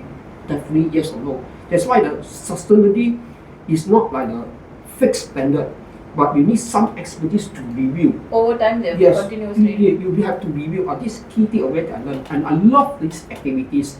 1, 2, 3, 4. Of course, further improvement for the understanding, but I like it, especially the governance practice for the strengthened etiquette and recruitment. That's all. I like it very much. Awesome. Good. So you're satisfied, you've learned something. Definitely, I said like the main outcome and the main objective, and the more structure for the detailed planning. Yes. Okay. Mr. Jana? What I basically understand, I'm just brief. All these SDGs, they are implementing. The government, not only the government, company and the government, they must implement everything strictly. I mean, there are strict laws to ensure this is successful. And the company is concerned, government concerned, they should not be, they think of money. They must be willing to invest into this. They may run at a loss or initially receive this. It's unnecessary expenditure, but they should not think of that expenditure. They must throw the money and see this moving. Probably at the end of the day, you will benefit them. I mean, it's quite what I feel, it's governed properly. Okay, for what you said about the government and the businesses. Now you see, SDG is global. Okay, now we have the national policies, national commitments, which are linked to the SDGs. Okay, so companies operating in Malaysia, we are obliged to make sure that we adhere to the national targets, national policies. Okay, that way, certainly we can be closer to achieving the 2030 sustainability agenda, the global agenda. Okay, every country, we have 193 member countries, right, that signed the sustainable development goals, and every country has its own national development policies, okay, or national development goals, which adhere to the UN SDG. Okay, so in each country, the businesses has to comply and adhere to the national development goals. Yeah, definitely. Okay. If I'm add one more, based on this ESG, I also refer, because recently, last time before for ISO, that's called the standard, is an Environment Social Governance Implementation Principle. And then it's called about IWA 482024. That's why it's different. They also about ESG for Indian standard. It's only available for this session. Mm-hmm. Okay, thank you. Yeah, thank you for sharing that. Yeah. Okay. So that brings to end our today's training session.